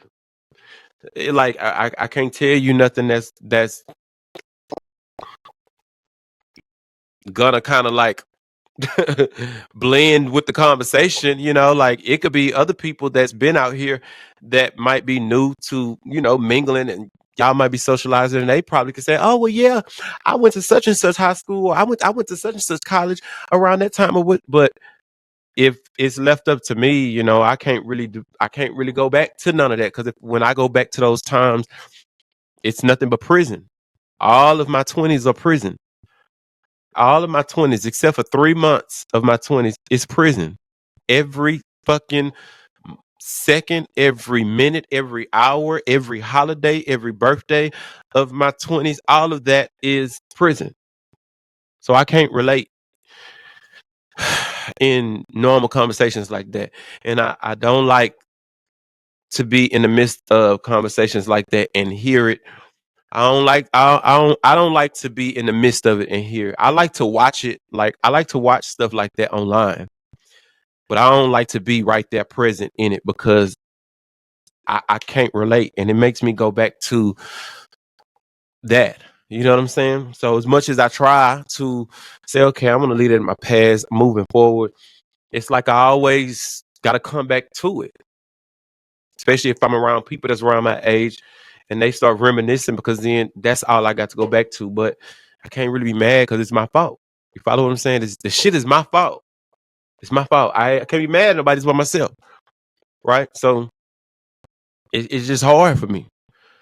And I'm a thinker as a counselor. I'm a thinker. So a lot of times I be zoned out. I be stuck in one spot, just zoned out thinking like that. Just like I used to do when I was in prison on lockdown for hours and hours and days, just looking at the top bunker, just looking, listening to the music, and just thinking, and that's why I be just in my head, just all of that shit I be thinking, trying to figure out how to understand it. And I have not understood it. I still can't understand it. It hasn't got any better. It just hasn't. Um, and it's crazy because some of the people that I've been locked up with, it's like I can go and look at them on Facebook, or look at them, like, and it's crazy because we are all like dealing with that same thing. Like, we can see it. You can see it. Especially us that done a lot of time, you can see it. You know what I'm saying? And then a lot of them have been dying lately, and that fucks with me a whole lot, because it's like, damn, like, I just remember a time where a lot of us was really like, we was in that bitch like family, eating together, you know what I'm saying? Riding together, like, bitch, ducked off, bitch, like, bitch, we riding in this bitch, you know what I'm saying? Like, we gonna get through this shit, bitch. Wait till we get on the other side. Like, I remember those times, you know what I'm saying? Especially with my core, like my friends, like my people that I really, really love. I see that, like, I can tell, like, and I think it's just that's the side that a lot of people don't talk about. That's the side of us that be so fucked up mentally. We fucked up mentally. You know what I'm saying? It's almost like I be having an out of body experience. I'm just watching myself just wander throughout the world, trying to find my place. You know what I'm saying? And I'm not even gonna lie to y'all and tell y'all, I still ain't found my motherfucking place. I still have not found my place. I still haven't. But I'm grateful to God that He got me on the other side. I'm grateful. I still have my health, my strength. I'm grateful. But the shit it ain't what it seems. It's hard. It's extremely hard for me on a day to day basis. It's hard. I don't know, when shit is gonna get better for me mentally. Um, all I really have learned how to do is just navigate, just keep pushing. You know what I'm saying? Same way I did when I was in there. You know what I'm saying? Even when fucked up shit gone, bitch, just keep pushing. You know what I'm saying? Like, it's no reason for me to sit around and cry about the shit, cause bitch, I'm the reason why I'm in this predicament. So I tell anybody that is thinking about doing some fucked up shit, making the wrong decision, boy, let me tell you something. That shit is not worth it. It's not worth it. It's not worth your peace of mind. It's not worth it. It's not worth it. It's not worth it. Because Imagine thinking that once you finish your prison sentence, you are free, only to find out you still in prison mentally. That shit ain't no cool feeling. It ain't no cool feeling at all. I don't wish the shit on nobody, if I'm being honest with y'all. I take this shit to the chin because, like I say, I be feeling like, bro, I'm supposed to suffer, but I don't wish this shit on nobody. I don't. And I really hope people think twice, because I swear to God, if I had a chance to do it all again, I would do so much different. I really would. I would. I'm supposed to be so far in life. I'm supposed to do so many great things, bro. Like, I'm supposed to do a lot. I know I am. Like, I missed so much. One mistake, and every motherfucker that was in my life that I was cool with, no, I don't talk to none of them bitches. I don't fuck with none of them bitches. So where did I win at? You know what I'm saying? That's why I tell people any day, your ass young, please be mindful of the people that you chose to keep around you, because the motherfuckers that you calling yourself claiming as friends, boy, you better be careful, because them friends can be the very motherfuckers that map out how your life gonna look in the next 30, 40 years. So be mindful of the people that you keep around you, because, bro, you don't want to end up like me. I'm just being honest. You don't want to end up like me, because the shit ain't cool. It ain't cool. I don't wish it on nobody. I don't. I don't wish this shit on nobody. I'm forever thankful. I'm forever grateful. I am. But I really wish I could wrap my mind around a lot of this shit and just really get back to just being, the person that I know I would have been and who I can be. You know what I'm saying? But it is what it is. It is what it is. Well, I'm gonna just post this shit and let y'all just ride with it. I hope y'all enjoyed me sharing this part of me. I appreciate y'all. I love y'all so much for rocking with me. Feel free to send this to, you got family members that's running the streets doing the wrong thing, young family members that's being rebellious, disrespectful to their parents. Let them see this. Let them see it. I promise you, they wouldn't want to walk in my shoes. I promise you. This shit ain't fun. This shit ain't cool. So, let my tears, let my trauma be encouragement for somebody to get their shit together. If you ain't got caught up yet, that means you still got an opportunity. So, bitch, do the right thing like Spike Lee, so you won't end up like me. All right? Y'all drop down in the comments and tell me what y'all think. Give me y'all opinions, or voice them. I don't mind. Y'all know I don't mind. I love you guys so much. Make sure y'all liking and subscribing. Make sure you're liking and subscribing. Also, make sure you have your notifications turned on so you can be notified whenever I drop another banger like this. I love y'all. Peace.